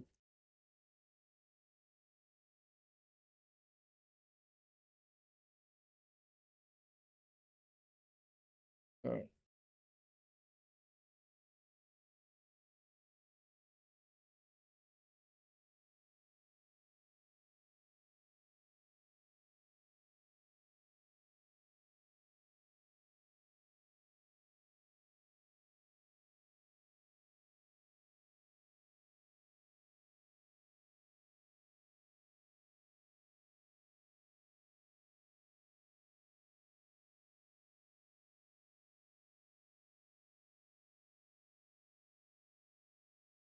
all right. Before I go, if I do a little cat cam. That's it. Oh, say hi.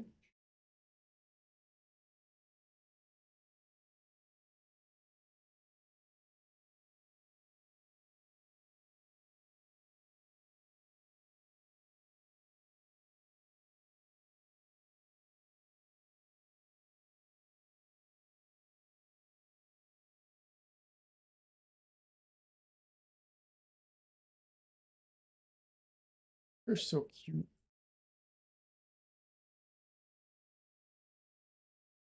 I don't know why but he likes licking. If I put my finger in front of him, he'll almost always lick it.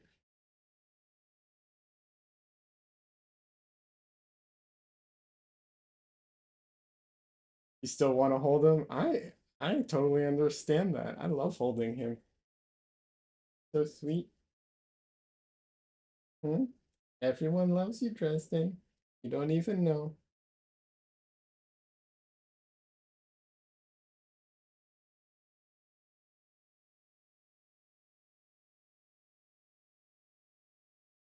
All right, I think I'm gonna have to end the stream here today.